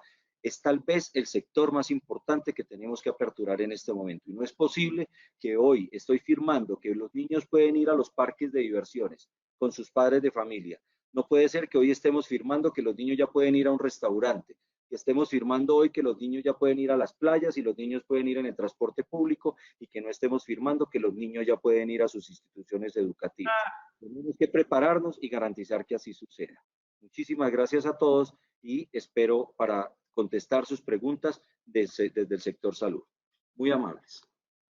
Muchas gracias, Gerson, por tu intervención y por habernos ilustrado al respecto y cómo ha sido el manejo de esto que nos ha afectado a todos. Y bueno, quiero darle la bienvenida a la doctora Claudia Marcela Vélez, que nos hará finalmente un recuento y nos ilustrará sobre la experiencia de los países que nos han precedido ya en esta pandemia en cuanto a la apertura de las instituciones educativas. Bienvenida, Marcela. Buenas noches para todos. Aquí ha sido muy gracioso porque me han dejado para el final algunas de esas preguntas que son difíciles de contestar, pero bueno, igual mi intención es mostrar qué es lo que está sucediendo con otros países, cuál ha sido su experiencia, qué dice la evidencia científica de qué pasa cuando se reabren las escuelas principalmente, porque mucho hemos hablado de las consecuencias de tenerlas cerradas. El contexto, pues, es que la evidencia es controvertida sobre el rol que los niños juegan en la transmisión del COVID. Ya la doctora Claudia ha presentado como toda esa evidencia sobre la transmisión de la enfermedad de niños a niños, de niños a adultos, la gravedad de los síntomas en esta población en comparación con la de los adultos, y pues también ya se ha hablado de los efectos deleterios del cierre de las escuelas. Una de las revisiones sistemáticas que evaluamos en la Unidad de Evidencia y Deliberación, de la cual yo coordino en la Universidad de Antioquia, mostraba que es más probable infectarse de COVID y de otros virus que también son precedentes históricos en el sitio de trabajo que en las escuelas. Es decir, es más común que uno se infecte de un virus entre adultos en el sitio de trabajo que en las escuelas por una razón, y era porque los niños cuando tenían síntomas respiratorios, generalmente los padres los dejan en la casa, mientras que los adultos que tienen síntomas respiratorios leves, o sea, síntomas gripales, siempre van al trabajo porque es muy complicado que desde el punto de vista de la estructura de los sistemas de salud se le den capacidad a alguien por tener un resfriado. Entonces, por eso son los sitios de trabajo de adultos mucho más contagiosos que los sitios de las escuelas. Nos hicimos unas preguntas para hacer una síntesis, que es que si la transmisión de SARS-CoV-2 es similar entre niños y adultos, cuál es la frecuencia de la enfermedad grave en niños, niñas y adolescentes, y cuál es el impacto de cerrar las escuelas sobre diferentes variables. De estas preguntas ya muchas las han contestado el día de hoy, por supuesto yo no traje nada para hablar, para ampliar este aspecto. Esta es una de las síntesis que hicimos a junio, estamos actualizando esta síntesis. Encontramos 22 artículos y 11 comentarios o reportes de diferentes países sobre los efectos del cierre y los efectos de la reapertura también de las escuelas. Frente a lo de la transmisibilidad, si es similar entre niños y adultos, ya la doctora Claudia mostró pues la evidencia que muestra en algunas partes es contradictoria, algunas veces de baja calidad, pero en general lo que se muestra es que la transmisión puede ser menor entre los niños y menor de niños a adultos. La frecuencia de la enfermedad y la gravedad también ya vimos que es menos frecuente, las versiones sintomáticas, y mucho menos frecuente las versiones graves de la enfermedad en los niños. Dentro de los países que revisamos, ojalá los alcancen a ver aquí, encontramos 15 que hemos revisado hasta ahora y estamos completando toda la revisión con otros países latinoamericanos y de otros contextos. Son 15 países que están acá: Bélgica, Dinamarca, Francia, Alemania, Grecia, Israel, Japón, Corea del Sur, Nueva Zelanda, Noruega, Escocia, Suecia, Suiza, Taiwán y Vietnam. Estos son como la duración de los cierres de las escuelas en esos países. Por supuesto, eso significa desde la fecha en que cerraron hasta la fecha en que abrieron. Lo que quiere decir que todos estos países, con excepción de Escocia, que ustedes ven acá, tenía 140 días de cierre al día de ayer, que fue cuando hice la figura. En los otros países más o menos han estado alrededor de 60 días. Dinamarca no tuvo pues alrededor de 30 días, algunos nunca cerraron, que es el caso de Suecia, pero ustedes pueden ver que más o menos el promedio de días en que estuvieron cerradas las escuelas estuvieron alrededor de 60, 70 días para todos estos países que consideramos en este análisis. El comportamiento de Colombia podría ser más o menos similar al de Escocia, que continúa con las escuelas cerradas y que tiene una duración mayor de 150 días. De esta evidencia que encontramos, ¿qué se recomienda? ¿Entran los pequeños o entran los grandes a las escuelas? Entonces vimos, por ejemplo, que en países como Bélgica, Dinamarca, Francia, Grecia, Noruega, Suecia y Suiza, primero entraron los niños pequeños, los niños menores de 7 años, porque había alguna evidencia científica que mostraba que ellos eran los que tenían menor posibilidad de transmitir la enfermedad a otros niños y a los adultos.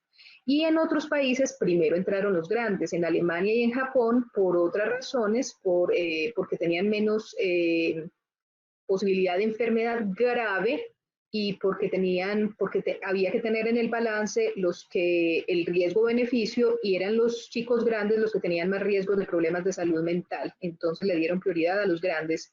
Y Abrieron para todas las edades Francia, Israel, Japón, Corea del Sur, Nueva Zelanda, Escocia, pues, discúlpeme acá, pero ellos tienen el plan de abrir para todos, Suecia, Taiwán y Vietnam. Entonces, de eso también hay diferencia. En la alternancia y en el uso del tapabocas también hay algunas diferencias. Días alternos, por ejemplo, Bélgica y Suiza abrieron usando un método de alternancia, es decir, unos días van unos niños y otros días van otros.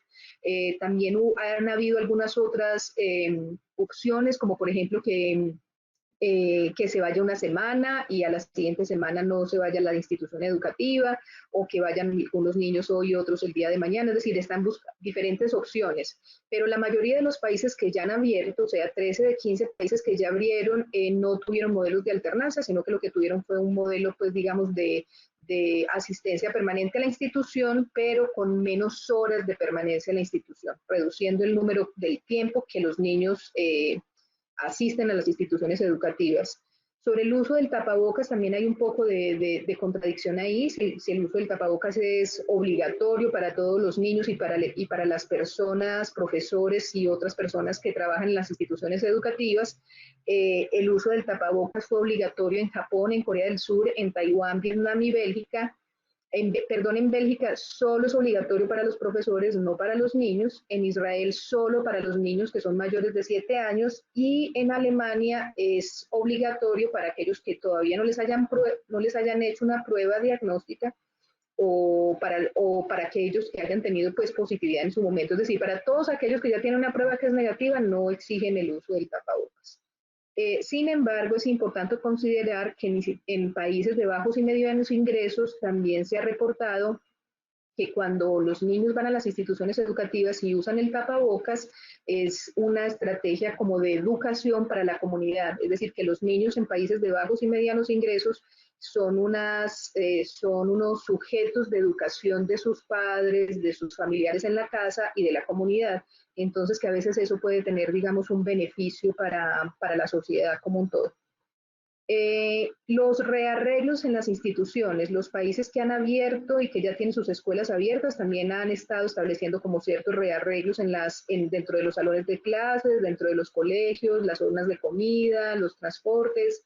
En general, casi todos los países han tenido una reducción del tamaño de los niños que están en la clase. Generalmente están entre 10 y 15 niños por clase. En algunos países no lo miden por el número de niños, sino que lo que están haciendo es un porcentaje de la reducción, es decir, reducir el tamaño que tenía el grupo, el salón de clase antes de la pandemia, lo han reducido en un 33 a un 75%, pero la idea es tener grupos pequeños para que pueda garantizarse un poco lo del distanciamiento físico. En todos los países que han reabierto las escuelas, se han implementado estrategias de distanciamiento físico, con excepción de Israel, Suecia, que recuerden que nunca cerró nada, y Vietnam. En todos los demás, pues han habido protocolos para garantizar como este distanciamiento físico. Y sobre el chequeo de la temperatura, que también pues es una estrategia que en algunos implementan, otros no, en Japón, en Corea, Corea del Sur, Taiwán y Vietnam se ha implementado el chequeo de la temperatura en las escuelas, y en otros países, sobre todo en los europeos, no, como en Dinamarca, en Francia, en Alemania, Israel, Noruega, Suecia y Suiza, ellos no han implementado este tipo de estrategias de tomar la temperatura a los niños en las mañanas. Sobre la vigilancia epidemiológica, en la sesión que teníamos con algunos expertos de Johns Hopkins se mencionaban como 3 factores que son muy importantes para la reapertura de las escuelas. Uno tiene que ver con la tasa de transmisión del virus en comunidad, que ya el doctor Gerson nos ha contado cuál es la idea y cómo se han categorizado los municipios y en qué momento de la pandemia estamos. El segundo es la disponibilidad de unidades de cuidados intensivos, es decir, que en el sitio donde se abre la escuela, digamos, en el contexto, la zona geográfica a la que se puede referir pacientes, tenga todavía disponibilidad de unidades de cuidados intensivos. Y el tercero es que haya pruebas diagnósticas. En Alemania, por ejemplo, es el país donde más se ha implementado todo el tema de las pruebas diagnósticas. Si hay algún niño con algún síntoma respiratorio o alguien de los profesores o de los personal que trabaja en la institución, rápidamente se hace la prueba diagnóstica y en 48 horas tienen el resultado, y si es positiva, rápidamente rastrean a los otros chicos que están en su salón de clase, a los que pudieron estar potencialmente en el transporte o que comparten otras actividades, y ellos se van para la casa, les hacen la prueba, y cuando la prueba sale negativa, los niños pueden volver a estudiar. Entonces, esto digamos que la disponibilidad de las pruebas y el acceso a las pruebas es muy importante, pero aquellos donde hay más dificultad para acceder a las pruebas, lo que se está haciendo es tratar como de tener unos periodos de cuarentena, ¿sí? de que niños que entraron en contacto con alguien positivo puedan estar de 10 a 14 días en la casa antes de volver a la institución educativa. El rastreo de casos en muchos de los países que evaluamos, que revisamos, no estaba claro. Si estaban haciendo rastreo de casos, sí estuvo muy claro para Israel y para Corea del Sur y Nueva Zelanda. Recuerden que Nueva Zelanda también ha implementado unas estrategias poderosísimas pues, en el control de la pandemia y han logrado controlar toda la situación. El impacto en la transmisión, que es una de las grandes preocupaciones de la comunidad, de los epidemiólogos, de los médicos y de los padres de familia, por supuesto, de la sociedad. En la mayoría de estos países que evaluamos no hay estudios que hayan logrado medir con certeza el impacto en la transmisión de la enfermedad, o sea, es desconocido para la mayoría de ellos. Sin embargo, en Bélgica y en Noruega, que llevan periodos muy largos de apertura de las escuelas, tuvieron periodos corticos de cierre, de 30 días a 50 días, en ninguno de ellos se aumentaron los casos de COVID de una forma sustancial, ¿sí? No hubo un incremento importante del número de casos con la reapertura de las escuelas. En los países donde sí hubo un incremento en el número de casos fue en Suecia, en Israel y en Alemania. Sin embargo, en ninguno de estos tres países se incrementó el número de casos en los profesores y trabajadores de los colegios. Hubo un pequeño incremento en el número de casos entre niños. En los estudios que revisamos, 4 estudios reportaron como un beneficio real o simulado, porque muchos de los estudios que revisamos eran simulaciones, o sea, no se hacen con datos reales, sino con comportamientos simulados matemáticamente de qué podría suceder con la enfermedad en diferentes escenarios. En 4 de estos estudios se reportó un efecto moderadamente alto, digamos, en la reducción del número de casos de COVID con el cierre de las escuelas. Sin embargo, 4 estudios reportaron que realmente el beneficio de cerrar las escuelas es pequeño o nulo, y 2 estudios reportaron que cuando se cierran las escuelas incluso se puede generar mayor colapso de los servicios de salud y mayor mortalidad, porque algunos padres que trabajan en el sector de la salud, que no tienen quien les cuide los hijos, pues se tienen que quedar en la casa para estar en la atención de los niños y no pueden, digamos, dedicar a funciones del sistema de salud. Entonces, digamos que ahí la evidencia es contradictoria sobre qué tan grande es el beneficio de que las escuelas estén cerradas o no para el caso de la transmisión de la enfermedad.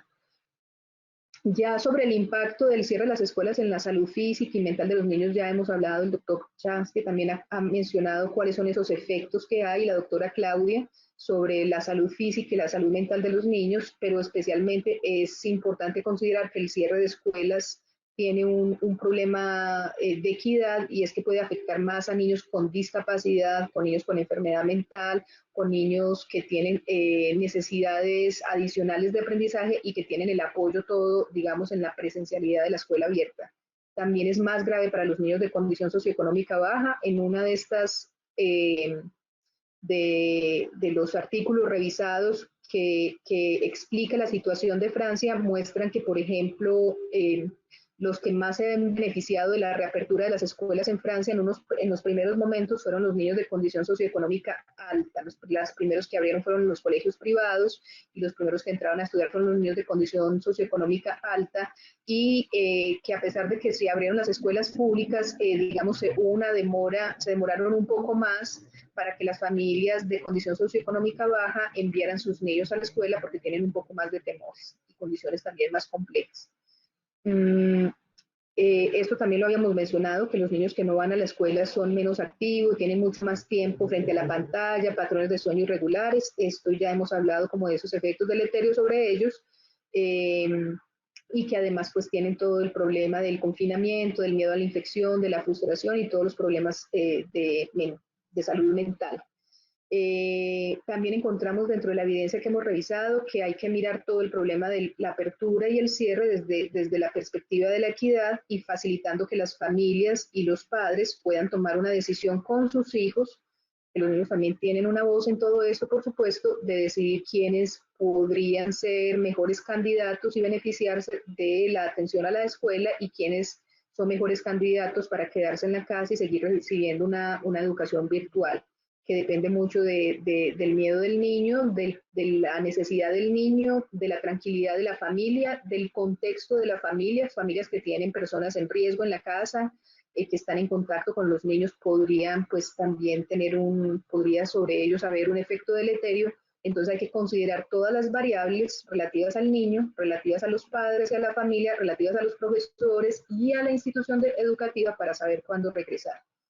Sobre las condiciones locativas del colegio que hemos encontrado, sobre recomendaciones que estén bien ventilados y con ventilación natural, no con ventilación de aire acondicionado, que exista el distanciamiento físico por lo menos 1 metro, que haya disponibilidad de todas las lavamanos, agua y alcohol glicerinado para toda la higiene de manos, que se adecúen muy bien los sitios para comer, y en eso hay un poco de contradicción si se mantienen las cafeterías y los restaurantes de los colegios abiertos o se restringe al mínimo la alimentación dentro de la escuela.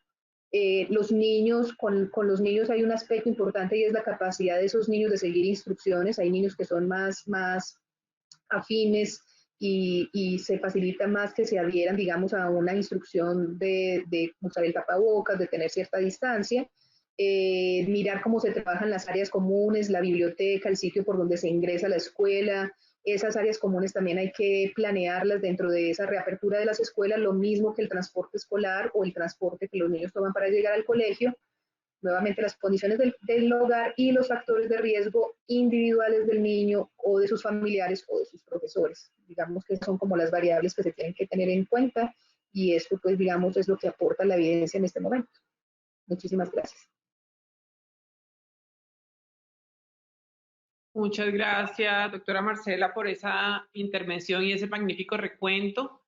Y a todos nuestros conferencistas de esta noche, mil gracias por esas conferencias tan claras. Y aquí en el chat de preguntas y respuestas tengo varias preguntas para hacerles, pero también quiero contarles que hay bastantes saludos y felicitaciones por las intervenciones tan claras. Hay varias preguntas que intentaré resumir en una sola, que para la doctora Claudia, que nos preguntan varias personas sobre los equipos de protección personal que deberían utilizar los niños al volver al colegio, el uso de tapabocas, qué restricción hay, y si la careta reemplazaría en ese caso el uso del tapabocas. Bueno, entonces en cuanto al uso de los elementos de protección personal, lo que sabemos es que definitivamente las caretas no reemplazan el uso de las mascarillas. Sí, la recomendación general es que los niños y los adultos deberían usar mascarillas, ¿sí?, como el elemento de protección personal esencial. No sería necesario el uso de caretas, los niños no van a estar haciendo procedimientos como en las instituciones hospitalarias, no van a estar intubando pacientes, o sea, no van a estar haciendo este tipo, y los profesores tampoco, de procedimientos que generan aerosoles, pues que es uno de los mecanismos de contagio más temidos, pues.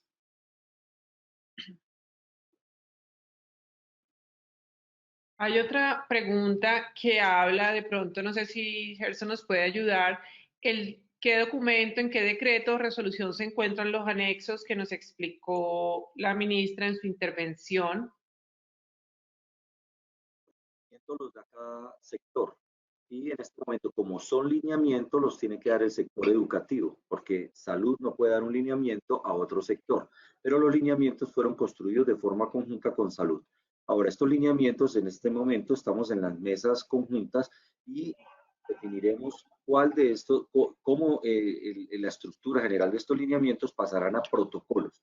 Al pasar a protocolos, efectivamente sale por resolución ya del Ministerio de Salud.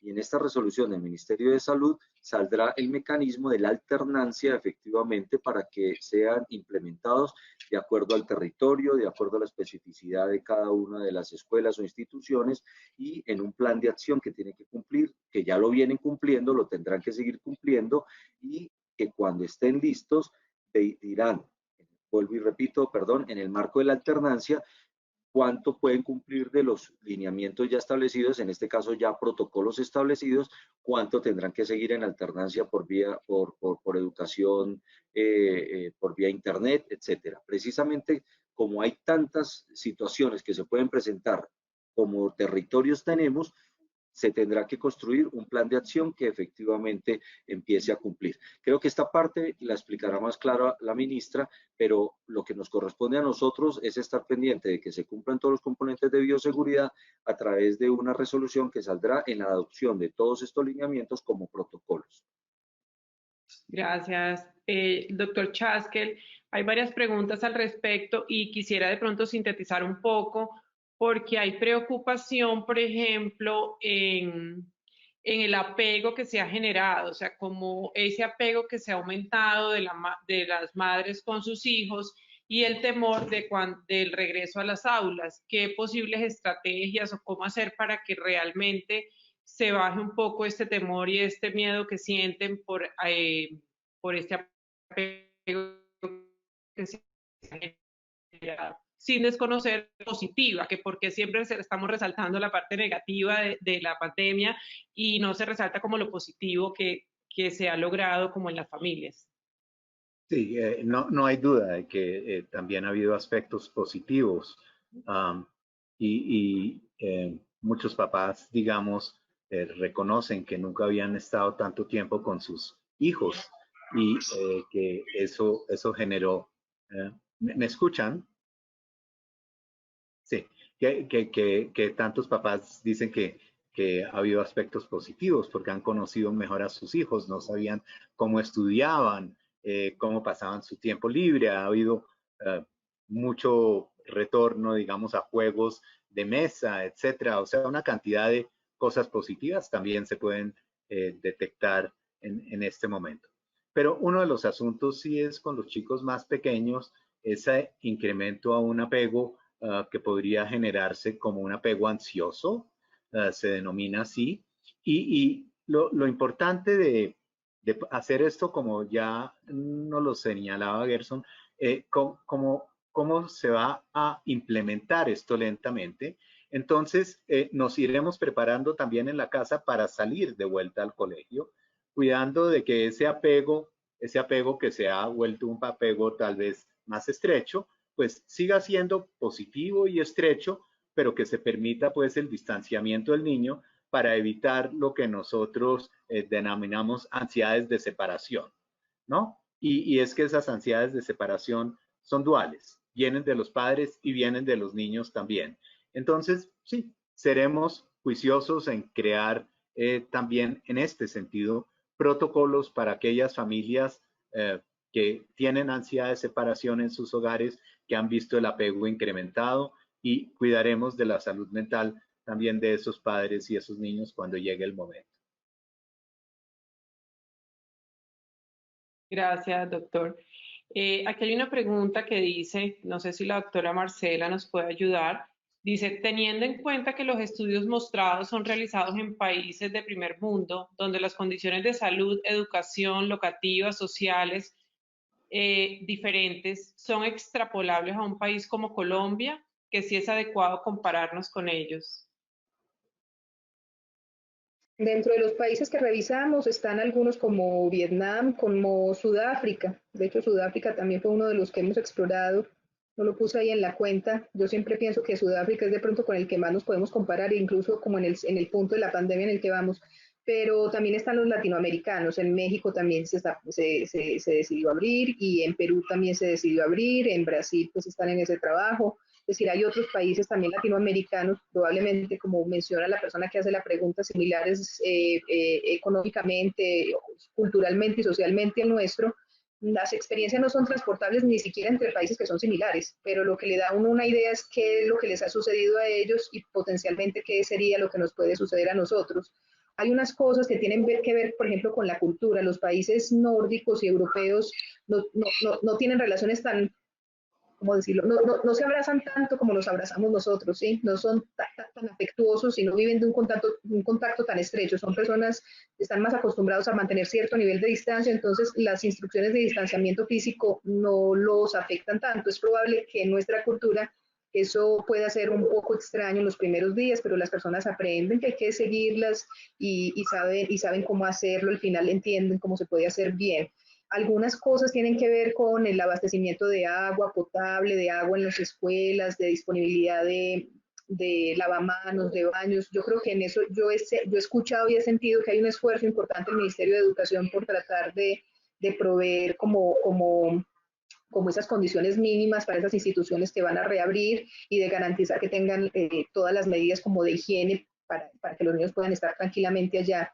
Y hay otro elemento que también lo he leído en los estudios que puede ser interesante, que es el de los profesores. Los profesores en los países europeos son un profesor diferente a nuestro profesor, son un profesor que es una clase media, que tiene carro, que se desplaza por su propio vehículo y probablemente aquí los profesores se desplacen en transporte masivo, algunos de ellos. Entonces, pues digamos que habría que considerar también que de pronto lo que se incrementa no es el riesgo por estar en la escuela, sino el riesgo del transporte, pero eso hay que flexibilizar todo y tratar de mirar cada caso en particular qué es lo que está sucediendo.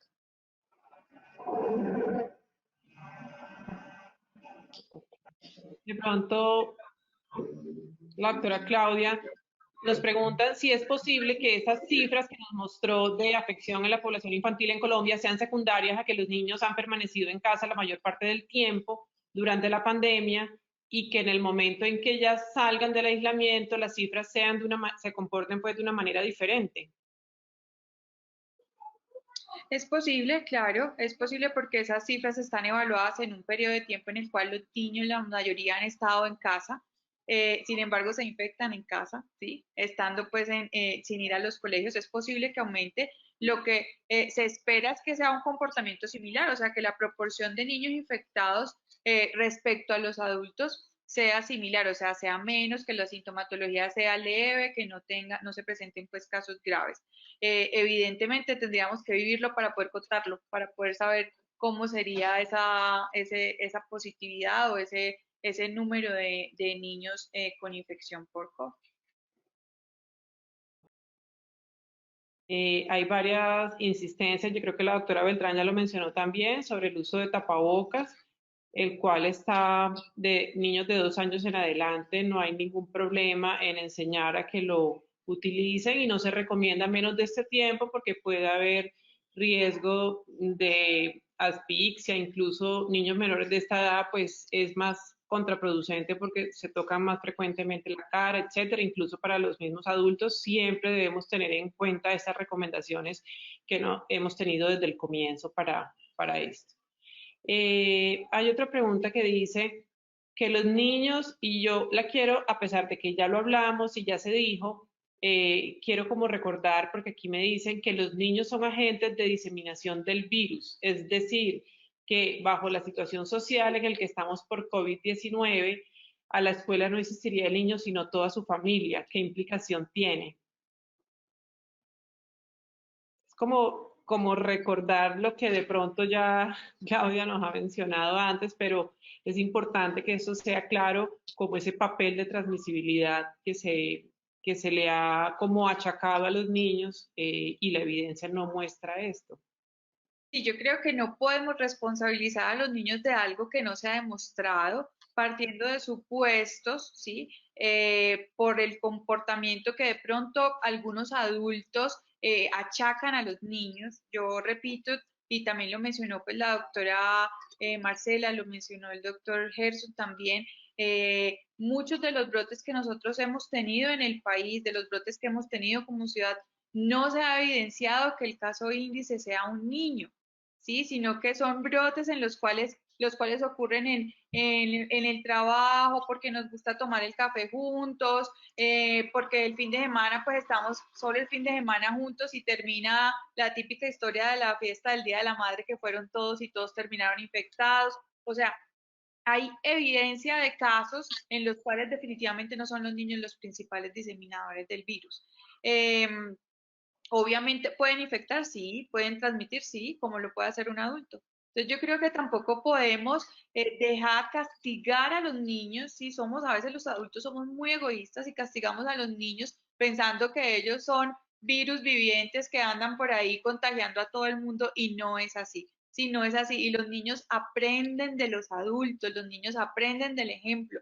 Yo soy mamá y mis hijos, yo les puedo asegurar que saben lavarse las manos, saben hacer higiene de manos con alcohol, saben usar el tapabocas, saben para qué sirve una mascarilla, saben mucho de COVID, es darles esa oportunidad a ellos y darles autonomía, darles independencia, de darles un voto de confianza también a ellos. A mí me gustó mucho, llamo la atención de, por ejemplo, hace antier me llegó un video del presidente de Francia dirigiéndose a los niños y diciéndoles, esto es una oportunidad para todos. Sí, esto es una oportunidad para todos. Cuídense, usen las mascarillas, acuérdense del distanciamiento. O sea, hay que creer en ellos. Sí, hay que creer en ellos y darles también ese voto de confianza. Yo me incluiría también en esa respuesta. Me parece excelente lo que ha presentado la doctora Beltrán. Yo veo muchos niños que se sienten muy culpabilizados por papás, que valga la pena decir, por eso la importancia que desde el Ministerio de Salud y desde el Ministerio de Educación eduquemos a los papás, porque el monto de noticias equivocadas, falsas noticias a las que tienen acceso por WhatsApp y por otros medios es gigantesco. Y entonces tenemos papás tan temerosos que vuelven temerosos a sus chicos, y cuando oyen una noticia como que los niños son como un virus vivo, entonces pues esos niños se sienten tremendamente culpabilizados y muy, muy ansiosos. Y eso estamos viendo también en términos de salud mental infantil como consecuencia de todo esto. Bueno, quisiera una pregunta que nos llega y dice, yo creo que la doctora Marcela lo presentó, pero vuelve y pregunta sobre qué datos existen sobre contagios en escuelas en los países que ya llevan varias semanas abiertas y esta transmisión de profesores y niños. Sí, sí, lo había presentado. De hecho, aprovecho para hablar también del tema anterior. Yo creo que hubo además como es un virus desconocido y el comportamiento de la enfermedad epidemiológicamente también, pues por supuesto estamos aprendiendo, hubo mucha cosa que extrapolamos de virus de influenza estacional. Entonces, el comportamiento de influenza estacional siempre ha estado muy asociado pues a la transmisión en escuelas y a la transmisión en niños. Entonces, como que inmediatamente se dijo, si esto pasa acá, es lo mismo que está pasando en esta otra enfermedad y dejémoslos a todos guardados. Y yo creo que lo que ha sucedido con los que han reabierto las escuelas, lo que han mostrado es que realmente no son ellos los que más transmiten la enfermedad, sino que quienes más la estamos transmitiendo son los adultos. Los países que ya han abierto escuelas han mostrado que en muchos de ellos no se han incrementado los casos. En muchos de esos países todavía no hay información suficiente, pero tampoco los han cerrado, las escuelas siguen abiertas.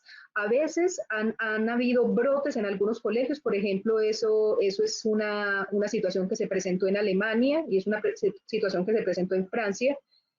Bueno, y otros países también han encontrado que en algunos casos, en algunos colegios hubo brotes, que por supuesto eso también es una cosa sensible de decir cuándo abro, cuándo cierro, cuándo hay cuántos casos, yo decido que mejor vuelvo otra vez y mando a todos los niños para la casa y espero un tiempo y vuelvo y reabro. Es como una cosa de ser sensibles, de censar bien la situación para decidir cómo se van comportando las escuelas.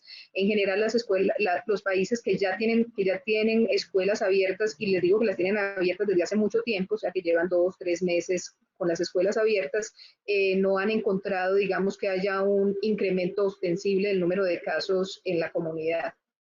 Y los 3 países que reportaron que sí habían habido un leve aumento de casos, también encontraron que habían aumentado en los niños, pero no habían encontrado en Alemania, que es donde mejor se traza, o sea, donde mejor se están evaluando los pacientes y haciendo pruebas diagnósticas, no encontraron que se incrementaran los casos en el personal del colegio, en profesores y en personal. Perdón, Marcela, hacer aquí como también como una interrupción y aclarar algo. En ese estudio, por ejemplo, que les mostré yo de Corea del Sur, donde la transmisibilidad de los niños puede ser similar a la de los adultos, incluso cuestionan dónde se infectaron estos niños. O sea, si se infectaron realmente en el colegio o si se infectaron en casa. Sí, es que eso puede ocurrir, o sea, y nos puede ocurrir que en el momento de abrir un colegio haya brotes, sí, hayan niños con infección, incluso hayan maestros con infección, pero no necesariamente podemos concluir que fue en el colegio. Cuando hablamos de que esto es un compromiso de todos y un compromiso social y un compromiso de papás y un compromiso de familias, del transportador, de la que cocinas, porque es de todos. Porque cada vez que yo incumplo o cada vez que yo dejo de usar los elementos de protección personal o dejo de guardar distanciamiento físico, como mamá de mis hijos que van al colegio, yo debo pensar que no, el riesgo no es para mis hijos, el riesgo es para toda una comunidad educativa, el riesgo es para el señor que los transporta, para el profesor, para el de la cocina, para otro niño que puede que le dé leve pero que va donde el abuelo. O sea, esto tiene que haber una conciencia colectiva y de salud pública y solidaridad tal que todos podamos comprometernos en esto. Esto es una oportunidad para todos, es una oportunidad para la sociedad. O sea, no es solo para los niños, es una oportunidad para la sociedad tener en cuenta esta gran responsabilidad que trae el considerar pues como la apertura de los colegios. Yo quisiera, si me lo permiten, a las dos preguntas anteriores hacer un par de anotaciones. Una, resaltando algo que ya lo dije, nosotros hemos encontrado que la mayor transmisión ha sido en los sectores no protocolizados, no vigilados o no socializados y construidos con el mismo sector. Estamos hablando de la informalidad y estamos hablando del desorden social y estamos hablando en sí de las personas en su comportamiento, pero no tenemos en este momento, o tenemos evidencia de que aquellos sectores donde efectivamente hemos construido protocolos de bioseguridad y que llevamos meses haciéndole seguimiento, es muy controlado. No quiero decir que no haya habido casos donde haya casos positivos, pero sí es supremamente controlado. El segundo comentario que lo hacía, definitivamente tenemos que creer en nuestros niños, tenemos que creer en nuestros jóvenes. El día de hoy salió una resolución que para nosotros va a ser muy importante, que es una resolución que traza o intenta trazar todo el comportamiento que debemos tener en la vía pública y en nuestras actividades cotidianas.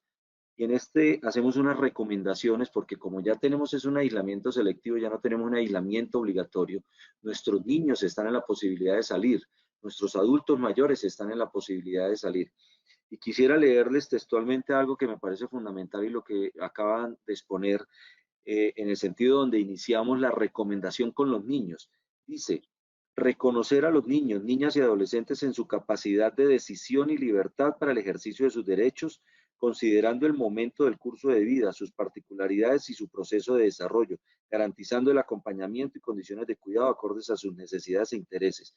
Pero creemos en ellos, creemos que ellos inclusive son a veces más educadores para los adultos que a veces los adultos educando a un niño.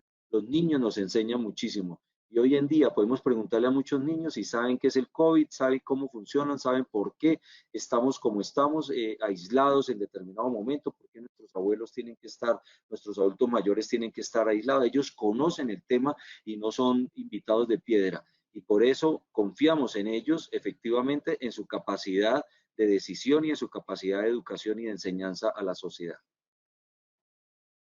Bueno, muchas gracias. Quiero agradecer también a los más de 1.600 asistentes que tuvimos en esta noche, evidenciando que es un tema de gran interés y fundamental para todos en este momento crucial que estamos viviendo.